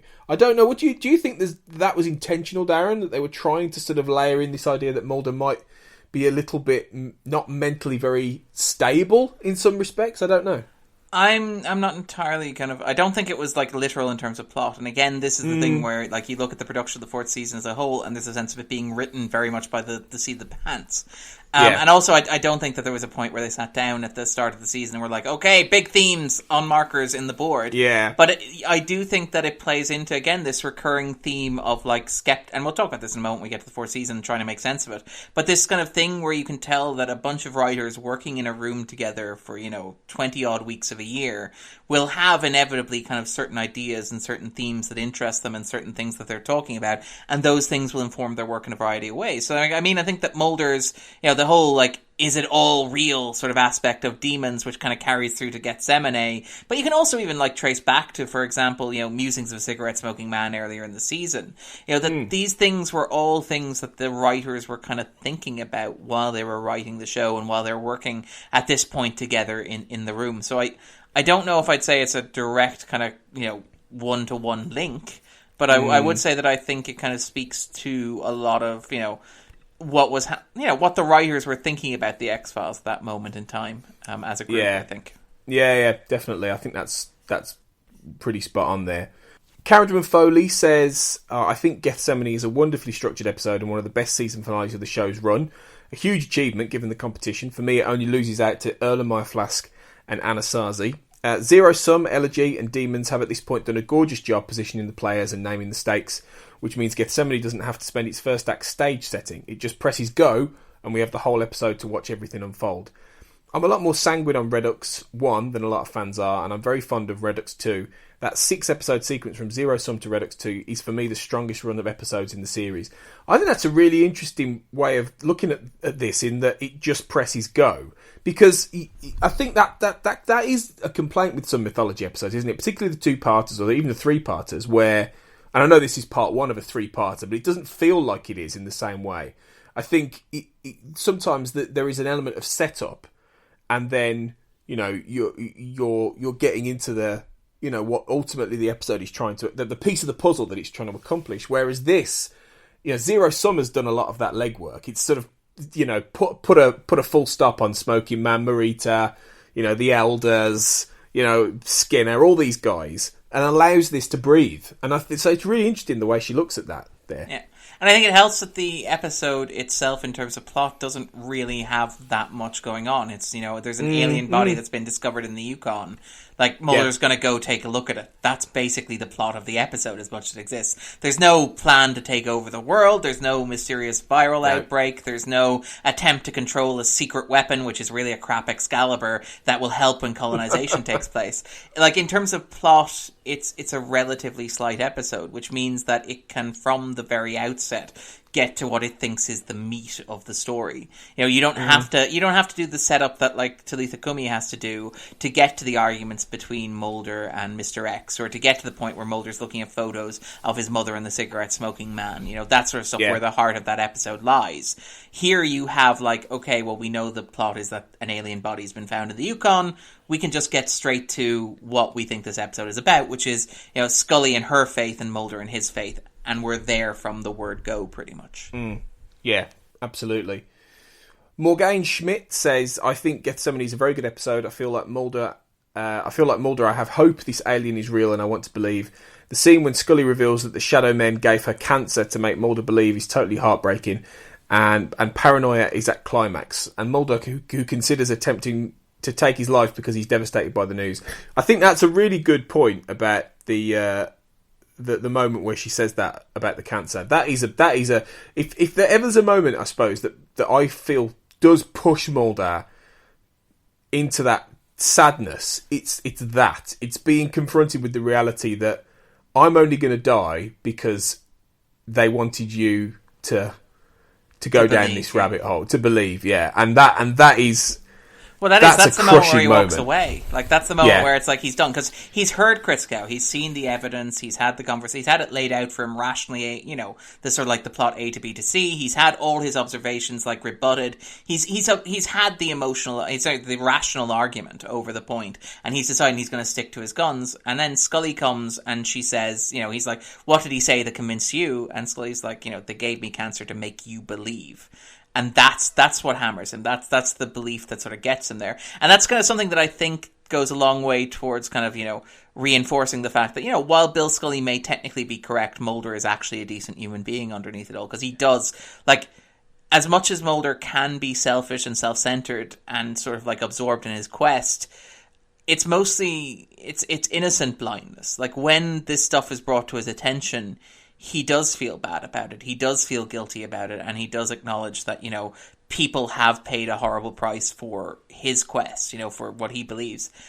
And interesting enough, actually, I would argue, I kind of mentioned this earlier, but just to kind of bring it home and reinforce it, I do think that there is perhaps an element, again, of this show being somewhat self-critical or engaging in self-criticism there.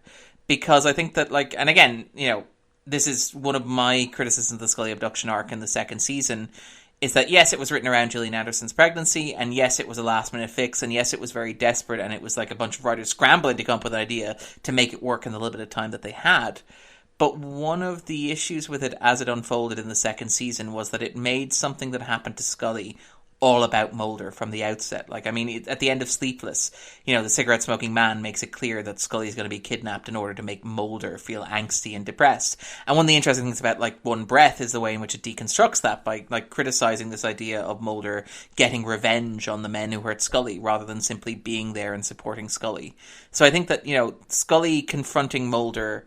And again, this is the thing where this is an episode that was written by Carter exclusively, without Spontanus, without anybody else working on it with him. But having Scully confront Mulder and say to him, I was only given cancer to further your character arc, to further the story that had been constructed around you, to be a pawn or to serve as emotional leverage for your quest, because that's the narrative that's important here. Feels again, the show engaging with some criticism of its own history and its own past. And again, maybe I'm reading too much into this, which should be my middle name at this point. But again, you're looking at things like Carter. If Carter is using Gethsemane to engage with things like the show's handling of the paranormal, or its kind of sugarcoating of rationality, or its embrace of fantasy elements, then it feels like Scully making that point to Mulder is the show acknowledging that it hasn't always been particularly fair to Scully. In the same way that having Bill make that point earlier on is the show acknowledging that it hasn't always been particularly fair to Scully in its handling of or its prioritizing of Mulder's quest. There's a real sense of mea culpa there, which I think is very mature, very reflective, and very sort of dignified, and I think buys the show a lot of credit, because I would be critical of the show in certain points for that. I think there are points where it uses Scully phenomenally. I think there are points where Carter writes Scully amazingly. I think, again, Nicey and 731 are two of the best Scully episodes in the entire run of the show, because they find a way to use what was done to her, or how she was used in earlier seasons, to further her arc and her kind of dramatic beat and her own agency and motivation. But I think that it's interesting and it's brave. It's very brave for a show that is at the peak of its popularity to have Scully basically turn to Mulder and say, the people who wrote this used me to further your emotional arc. Isn't that something that's terrible? And Mulder going, yeah, that's actually really terrible. I think that's a very brave decision for the show to make. Yeah, it is. It really is. I think it sort of sums up, a lot of the powerful choices made in this episode.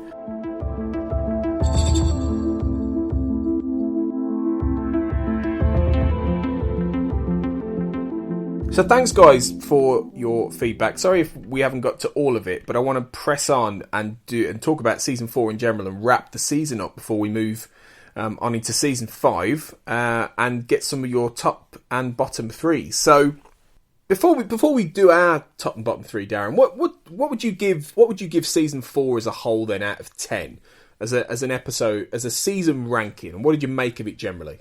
Okay, before I give the ranking, this is one of those things where I have that kind of thing, how do you rank a season? It's do you rank a season based on, the average of the episodes contained within it? Is that the math that you do? Or is there, some sort of ineffable quality where, you rank a season on how well it holds together? So, for example...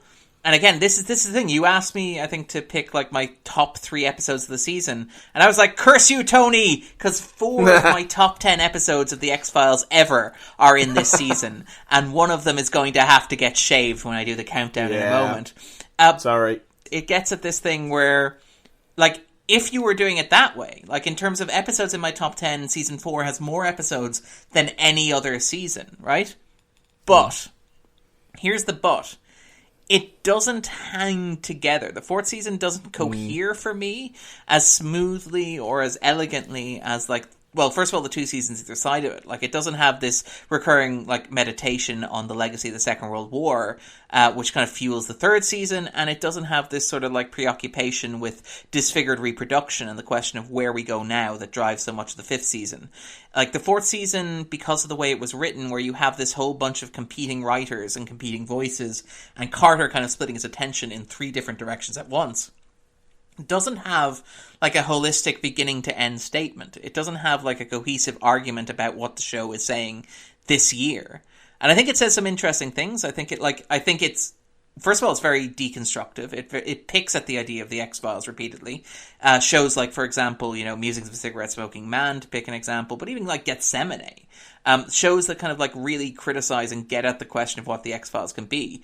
Even things like the 4 Morgan and Wong episodes that they wrote in this season, I would argue, are among the 4 best episodes the show ever did, because they all pushed the show in directions that it hadn't gone before, and which were hugely adventurous, even if they don't necessarily fit in a pattern with the rest of the show. And I mean, this is most obvious, I would argue, with the gap that goes, like, Leonard Betts, Never Again, and Memento Mori, where you have Never Again, which was written for an entirely different purpose than it ends up fulfilling in the season as a whole, despite fitting relatively thematically well in that context. So that's my issue with the 4th season, is that while it contains these wonderfully brilliant episodes that are among the best the show's ever done, which push the show forward, and which I would argue count among some of the best television episodes of the 90s, if not of all time, as a whole season, it doesn't gel for me in the way that the best season of the show does, even if, I can see recurring themes like the show questioning itself, or, sort of like the way in which it handles Scully's cancer arc.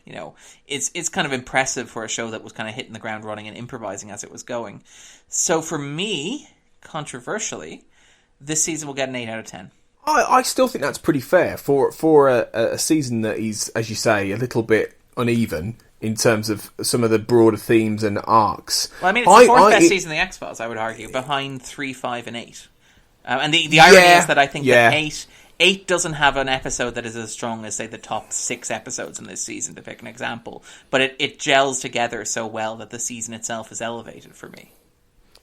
I think I would possibly... Back in the day, I think I would have put I'd have probably gone for similar, but I think I preferred season 2 to this, just by a whisker.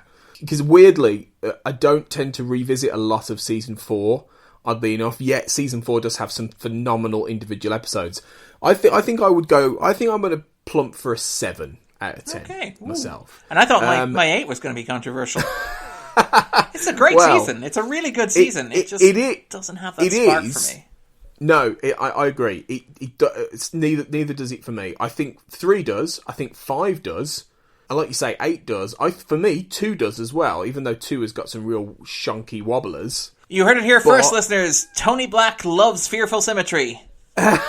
Masterpiece. 5 stars. Hey, 5 stars. I tell you what. The Calasari is an underrated masterpiece. No other episode of the Excelsis Day. I've got nothing.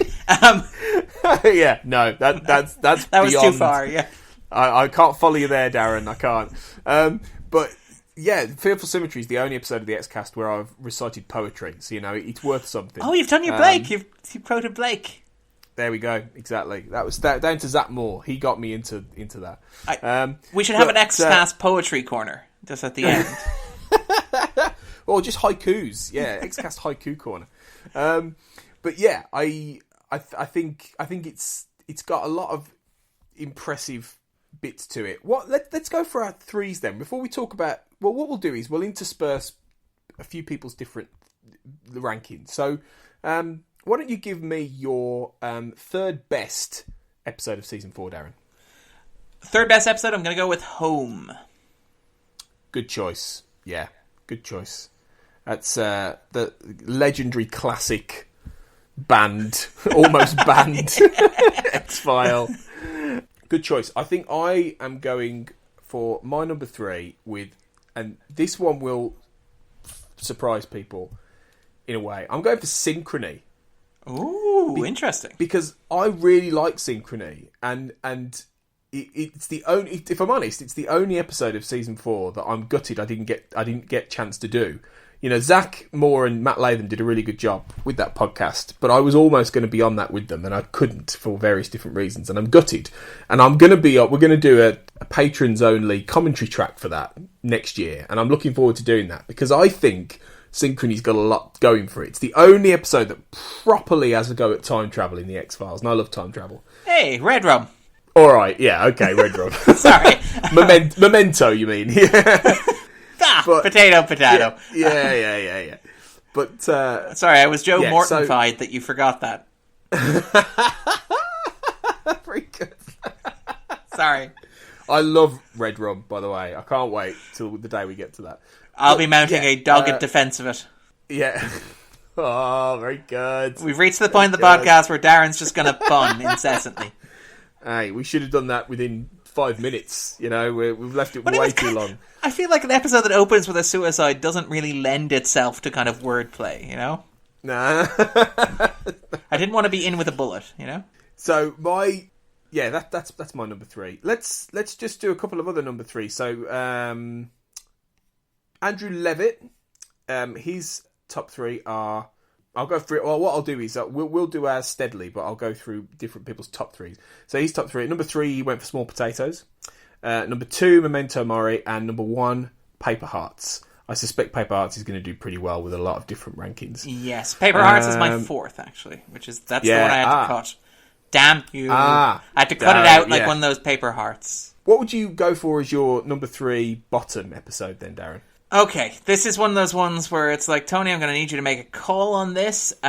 It's the 2-parter, Tunguska and Terma, but if you put a gun to my head, it's going to be, like Mulder does, it's going to be Terma. Terma is one of the... It's the first mythology episode that I remember really profoundly disliking, and every time I rewatch it, it just drags. And I can see conceptually what it's doing. It's like, okay, we're going back to the first season, so we're going to do like Cold War stuff, you know, to complement like bringing back Blevo. But it doesn't work. And it's like, there are parts of this that I should like spending time with the well-manicured man, but even things like the framing device with the Senate hearing, they just don't work. I mean, Mulder on horseback in Russia should be a 5-star event. Like, Mulder Gulag Riot on horseback. It's like, how do you mess that up? And you look at Tunguska and Terma, and the answer is that way. Tunguska's okay. I don't mind that one, but Terma's pretty dodgy. Yeah, it's pretty rubbish. It's the Emily of season 4. I think easily say. Emily, which is the worst script that Vince Gilligan has ever written. Yeah. Come at me, Twitter. It's telling that they're fairly well connected as well, Terma and Emily. There is definite DNA connecting those 2 episodes, but it's, yeah. And also the point of the season where we're like, dear God, let the Christmas hiatus arrive. Okay, so Cortlan, Waters Bartley, went for her bottom 3. Number 3 was Musings of a Cigarette Smoking Man, and she put probably an unpopular choice, I know. Well, it does divide people, Cortlan. Oh, I know. So fair enough. 2 El Mundo Gira and 1 Teleco. Again, I think fairly standard choices, really. Yes. 2 of those 3 may also be on my bottom 3. I'll give you a hint. The other one is in my top 2. Ah, okay. Interesting. Darren Mooney, secret Teleco fan. Just wait. You heard it here first. It's all coming out today. My number 3, Bad X-File, my least... So I'm going for Unrequited, because I think that's a bit rubbish. That missed my cut as well, yeah. Yeah, I don't think it's very good. There's not much in there that really stands out. So that's my number 3. And the in media res thing is horribly lazy, and the fact that it's like written to jump around the cancer arc with the little kind of Chiron at the start. Yeah. It's very, very cynical. It's very lazy. Again, and I hate using the word lazy because it's like they only wrote like 24 episodes a season. Jesus, those hacks. But it feels like there were a number of mistakes that were made there that could be very easily have been remedied if somebody was like paying, just trying. It's the rare episode of The X-Files where it feels like the show is on autopilot, which is a real shame. Katie Doe's top 3.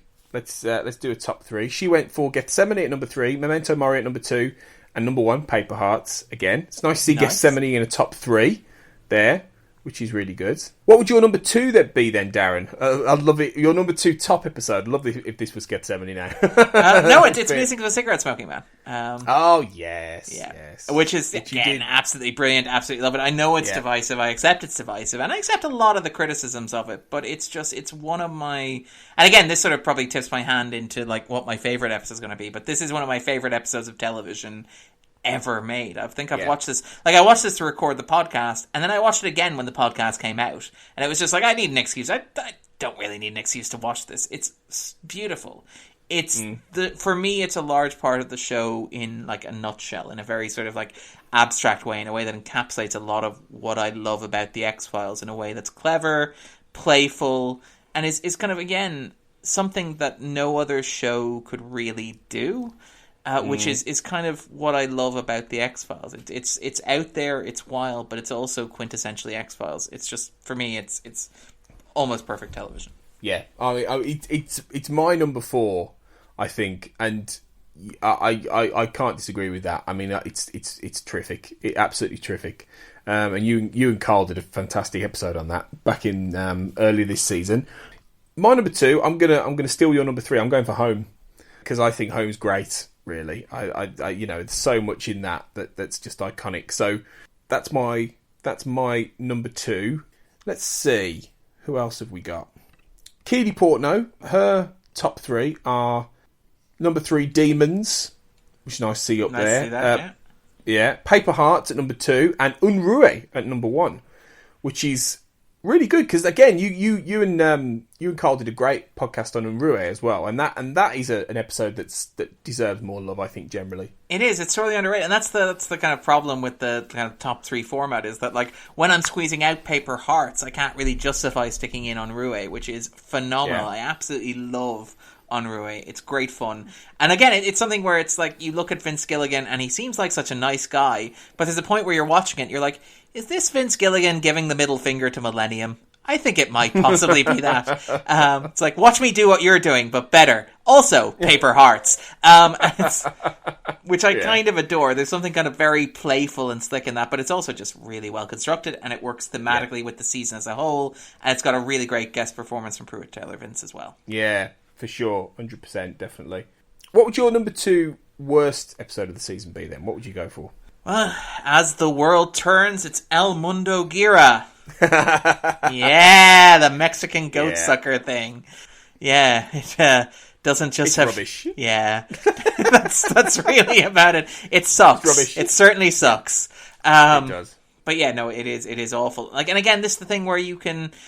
Interesting, despite the fact I described Terma as the episode where the show is like, just get the Christmas break here already, or Unrequited, where it's like, okay, the path of least resistance to get a script on screen. The thing with El Mundo Gira is that there's some stuff in there that if the show had a kind of a tighter, more fluid, sort of like stable production in the 4th season, El Mundo Gira would be a lot better, because it would have like passed through a stronger set of like script editing hands, and people would have like beaten it into shape, and they would have said, look, John Shaban, you've got some really great ideas here. The ideas that you want to emphasize are A, B, and C, instead of just like throwing in the whole alphabet, and like you're like, well, this thing is kind of interesting, but it doesn't make any sense.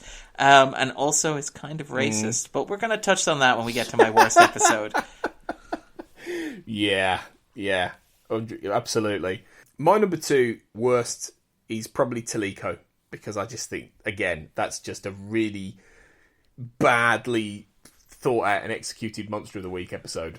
What if Tombs, but racist? Exactly. Yeah, exactly. Yeah, it's just rubbish again. So, before we get to our number 1s, let's see. Michael Little, his top 3 were Demons at number 3, Home at number 2, and Paper Hearts at number 1. Demons is doing well here. Demons is getting into a few... I think Demons is having a real renaissance in the way people are looking at it when it comes to season 4 with the X-Cast and our listeners.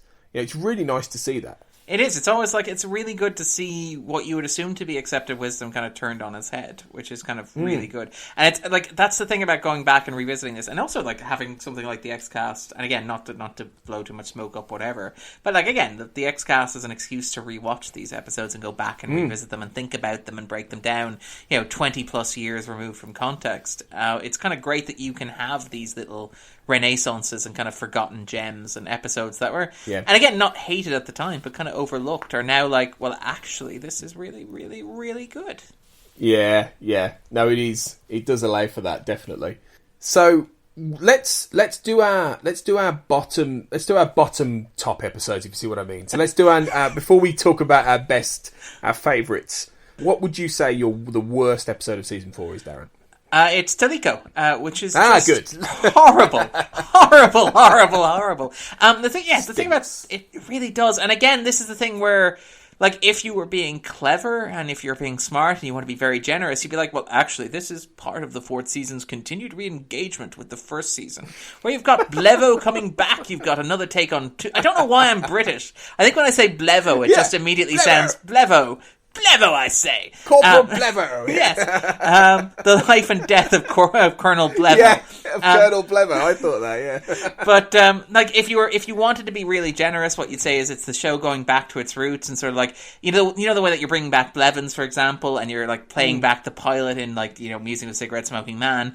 Yeah, and, in Gethsemane, you have Scully finally doing the task that she was assigned to do in the pilot, and you bring back Max Fennig. What you'd argue, if you're very, very generous to the show, you'd say, like, well, Teliko is about bringing back one of the most iconic monsters in the show's history and providing a sense of context and history and how we moved on from there. The only problem is that if you're doing that, the big difference between Tombs and Teliko is the sound of, like, windpipes and, like, copious amounts of racism. It's not a good episode. Not a good episode at all. Awful stuff. My number one is we've just swapped, basically. My number one's El Mundo Gira, which is a good bad choice. Yeah, we've talked about it's rubbish. It's just a really ham-fisted. I wouldn't say any of this stuff is quite Teso dos Bicos or Excelsis Day bad. I don't think it's quite that bad or objectionable, but. Well, nearly. I'd say nearly is. I personally don't think it's quite as bad, but it's not far off. No, and it's like you can see the gems of good ideas. Just to articulate kind of what I got out there, you have things like the Mexicans doing a Mexican soap opera episode. The X-Files is a nice thing. You could have a bit of fun with that. You could do something like Triangle with that, where it's shot in the style of it, and you're playing with the format of it, and you're pushing it. But that's not what it's doing at all. You have the weird thing at the end with the kind of the storytelling device of, well, did this really happen? And suddenly Skinner's like intervening in the narrative to tell us whether it did or didn't happen at all, and whether it happened the way that it thought it did, which is very, like Jose Chung, but written by an idiot. It's not good. It's not good. No, rubbish. Before we do our top episodes, finally, Cathy Glinski, Cathy G. Her top 3 for season 4 are number 3, Demons, number 2, Memento Mori, and Paper Hearts at the top. And she said, I think Home is a better episode than Demons, but Demons evokes more emotion, and I'm drawn to that. And fair play, and I think Memento Mori obviously does well. It did very well in our polls on the basement when we rank the entire season, and that's been a lot of fun we've been doing for the last few months. So Memento Mori obviously has a lot of fan love behind it. I don't think it's quite good enough to be in the conversation at the very top, but I understand why people really enjoy it. I mean, it wouldn't be in... Sorry, not to spoil my top episode, but I think a lot of people know what my top episode is going to be. But it's... Yeah, I understand why people like Memento Mori. I think it turned out very well given the circumstances in which it was written. And I think it's massively important in terms of like winning Gillian Anderson her Emmy and winning the show. Did it win the writing Emmy? Or I think it was just nominated for the writing Emmy, but it's still... I can't quite remember. Yeah, but it's still a tremendous accomplishment as well for the show. So I understand that entirely. It just, for me, it doesn't quite work. It doesn't click in the way that it needs to click, As much as I love funky poaching. Yeah, who doesn't love a bit of funky poaching? But yeah, obviously now we've got our top episodes, and Darren's already suggested, and we think we know what his number one's going to be. And if it's not Sanguinarium, Darren, I'm going to be very disappointed. Oh, that's a shame. It turns out it's Herrenvolk. It is not Hair and Coke. It is actually It's Never Again, which is... Yes. And again, this is the thing where it's like I talked about how... Think about Music of Cigarette Smoking Man is like an episode that is very like what the X-Files could do. It's something quintessentially X-Files, and yet something that is utterly unlike anything else on television. Never Again, for me, was something that was just utterly unlike anything I expected from the X-Files. And it's something that kind of like, again, I understand it's a polarizing episode. I understand that lots of people don't like it, and I get that and I respect that. But for me, personally, as, again, somebody who watched as a teenager, but somebody who's watched it regularly since and has grown up with it, it captures for me a sense of kind of just living, of kind of like moving through the world, of kind of like having these anxiety attacks and questioning your place, and kind of like Jose Chung's From Outer Space, or like Clyde Bruckman's Final Repose from the third season, finding a way to distill the core themes of the X-Files, this kind of like existential uncertainty. What the hell am I doing with my life? Which I hope is something that everybody feels, but I know it's something that I feel. And kind of distilling it down into a story that is deeply, deeply moving.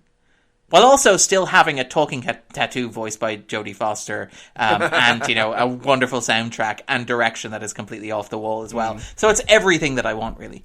And on a you know, this is one of the things where if you ask me on any given day what my favorite episode of the X-Files is, it will either be One Breath or it will be, you know, that episode Never Again. Yep. Never Again, which is great actually, and it's interesting how it's not come up in anyone else who I was talking about there. Nobody has even brought it up, but not just in the top episodes, and not in the bottom episodes either. Like for most people, I think it's sitting squarely in the middle. Darren No Taste Mooney.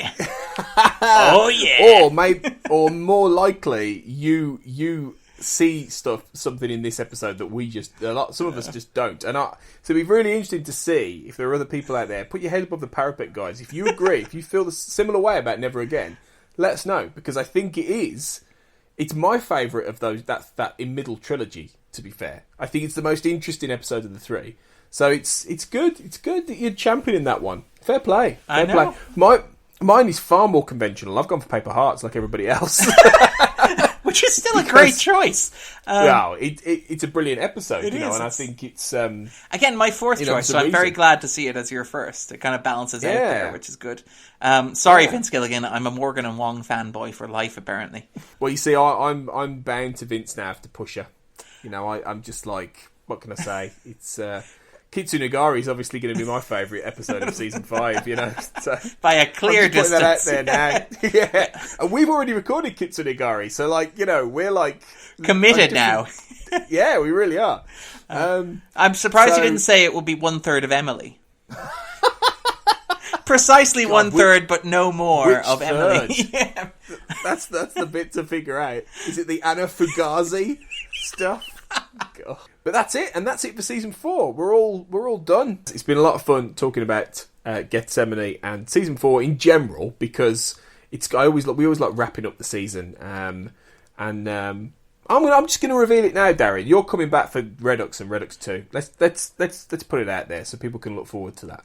Well, I mean, that way then you don't get the massive cliffhanger if you've already filmed, like, Fight the Future in the summer gap between the two. Like, I mean, it turns out the X-Cast is actually wrapping up, and this is all just an elaborate shell game in order to convince you to, like, buy the cliffhanger that we ended on. No, I'm like Fox Mulder. I will be back next year. But thank you very much, and it is an absolute pleasure, and it is always a delight to be asked back. It really is, Tony. I really, really appreciate it. Thank you very much. Well, they love your presence on the show, 100%. So it's great to have you having these fantastic discussions, and it'll be really good to dive into Redux, which we haven't recorded yet. We are actually going in sequence for once with this, so we will come back and do Redux soon. Listeners, just so you know, Tony wasn't kidding when he said Kitsunagari was his favourite episode of the 5th season. He was like, no, we have to do it now. Every minute that we're not recording it is a minute I'm not watching it. Like, Tony, are you sure you don't want to, like, do them in order and, like, so that we're ready to release them and, like, schedule? It's like, no, Kitsunagari now. No, Kitsunagari now. But yeah, season 5 isn't going to be too far away. We did have a longer break between seasons 3 and 4 than I at first anticipated. So we're going to have a little bit of downtime, and we will still try and provide, particularly for patrons, bonus content to keep you your mouths watered for a few weeks. But I'd say we're probably talking about six weeks or so before Redux turns up. So we're going to have a little bit of downtime to sort of take a slight breather. But as it stands, we've recorded nearly half of season 5 already. So we're in healthy shape as we go into season 5 and into next year. And we've got some very exciting news about Fight the Future coming soon as well, which we will reveal in due course. Yeah, we've got a really, really interesting and exciting way what we're doing with Fight the Future, which I think people are going to be really thrilled about. So watch this space. So Darren, thanks again for being on. Can you point people towards what you're up to right now and what's happening? Yeah, so, Grant, you can follow me online on Twitter at Darren_Mooney. I actually co-host another podcast called The 250, where myself and my friend Andrew Quinn, we go through the top 250 movies ever made, as ranked by IMDb voters. We're currently in the middle of the summer of 1999, despite the fact that it is, in fact, the autumn of 2019. But what we're going through is the idea was 1999 was a really big year in terms of cinema. It was one of the best movie year ever. I think Brian Rafferty described it when he wrote a book about it recently, which is a great book and well worth reading.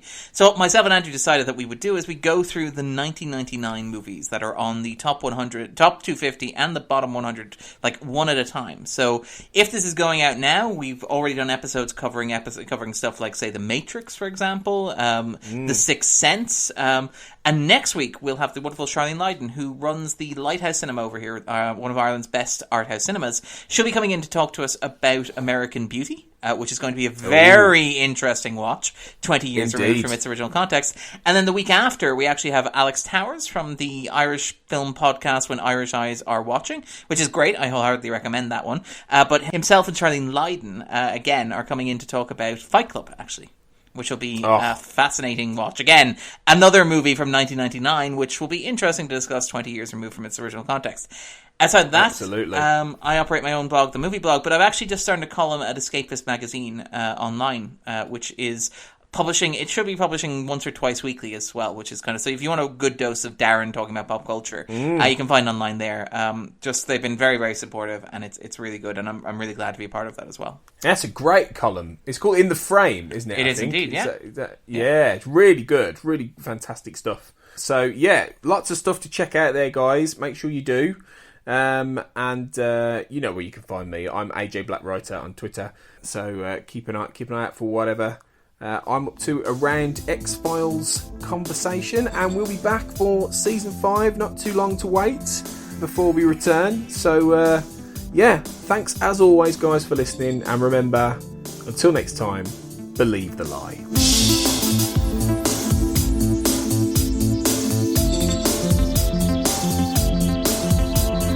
The Xcast, an X-Files podcast, is produced and hosted by Tony Black, alongside a dedicated team of podcasters and X-Files fans. You can find the show on Twitter at the X_cast, on Facebook by typing in the Xcast, or inside our group, the X-Files Basement, an Xcast podcast fan group, plus on Instagram by typing in the XFcast. If you're a fan of the show, why not support us on Patreon? Exclusive bonus episodes, early access to new episodes, plus become part of our Xcast community in the Patreon department. To see our monthly subscription options, just head to patreon.com/the Xcast. That's patreon.com/the Xcast. We'd love to see you join our Patreon community. We're also part of the We Made This podcast network at We Made This Pod on Twitter and We Made This on Facebook. You can find a range of shows on TV, film, music, and popular culture in general on the network. Thanks for listening, and we'll see you next time.